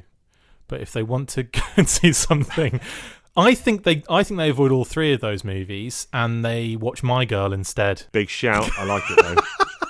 I like it. I have no idea. I have no basis. There's no reasoning behind it. I think the ladies pull rank, and they fancy a bit of a soppy one, and they go to 4 Weddings and a Funeral. I thought you were going to say they fancy a soppy one and they go see Fast and the Furious 7. Oh, I see what you mean. Know. You mean soppy in a different way. I get it. Yes. Sorry. Okay, cool. It's been an absolute pleasure. We hope everyone out there has enjoyed it. Everyone should most definitely go and check out the Full Force podcast. And everyone should most definitely check out Talking Joe's. I mentioned this to you off air, but I've come to your podcast late in the day, so going back and catching up on past episodes, but I'm really enjoying it. So I wouldn't if I were you. It's dangerous. Okay. No, I'm exactly this in a similar fashion. I wasn't like late in the game on your one, but I'm having to play some catch up, definitely. Okay. I'm loving it. I love what you guys do. Appreciate that. Absolutely. And this is one of the things I love doing. Why I love doing the podcast in the first place is because loads of people now are doing these lots of kind of different fan community kind of things, and when you don't have like a brand floating around really at the moment, especially with G.I. Joe kind of in a hiatus as such, I think the fans then kind of take things into their own hands in a way. And what's happened recently is we've seen this influx of incredible content. I've got to give a shout out to the Joe Berg guys, the guys in South Africa, G.I. Joe Berg, and Cujo, obviously on the West Coast, and Steve, who I think is in Australia right now. It's ridiculous. I mean, that's worse than what I have to put up with time zones. But what those guys are doing at the moment is incredible, and I love their YouTube, playing with the toy Sunbow episodes. At the moment, Blazing Sand Part 4 is on its way, so I'm really excited to see that. But Excellent. I love those guys to death. I love what you guys are doing. I love what the File Card podcast are doing, what Sunjoe Mind are back in the game now with Mike and Joe and Carson. What Carson does with 3D Joes. There's too many things to even... Plastic Battles, Paul Pamphilone, big shout-outs. But there's too many to even mention. I'm sorry if I've missed anyone out, because it is just brilliant at the moment. For if you're a G.I. Joe fan, there's stuff for you to listen to. It's great. I think I echo everything you've said there, and I think we were a bit worried that we're dipping our toe not in someone else's pond, but there's other guys or everyone you've mentioned there who are doing great work. And, Joe on Joe as well. Sorry. Yes, of course. And we didn't want to feel like we were infringing on someone else's area of expertise or anything. But I think there's probably a place for everyone. So I'm totally. hoping, I like all the guys you mentioned, and I hope we can stand alongside you and all the guys as well. Well, more so because we're just collaborating. So yeah, we're the Mega Powers. You're still Hulk Hogan. I'm still Macho Man. Why do I have to be Hulk? Can I be I'll be the Ultimate Warrior and tie off. Okay. I'll tie off all my blood flow to my muscles with That's it. Do it. sexy tassels instead. Cool. Brilliant. So. I've had a good time, you've had a good time, the listeners have had a good time. Go and check out Full Force, go and check out Talking Joe, and we will see you for the next Talking Force special. Talking Force!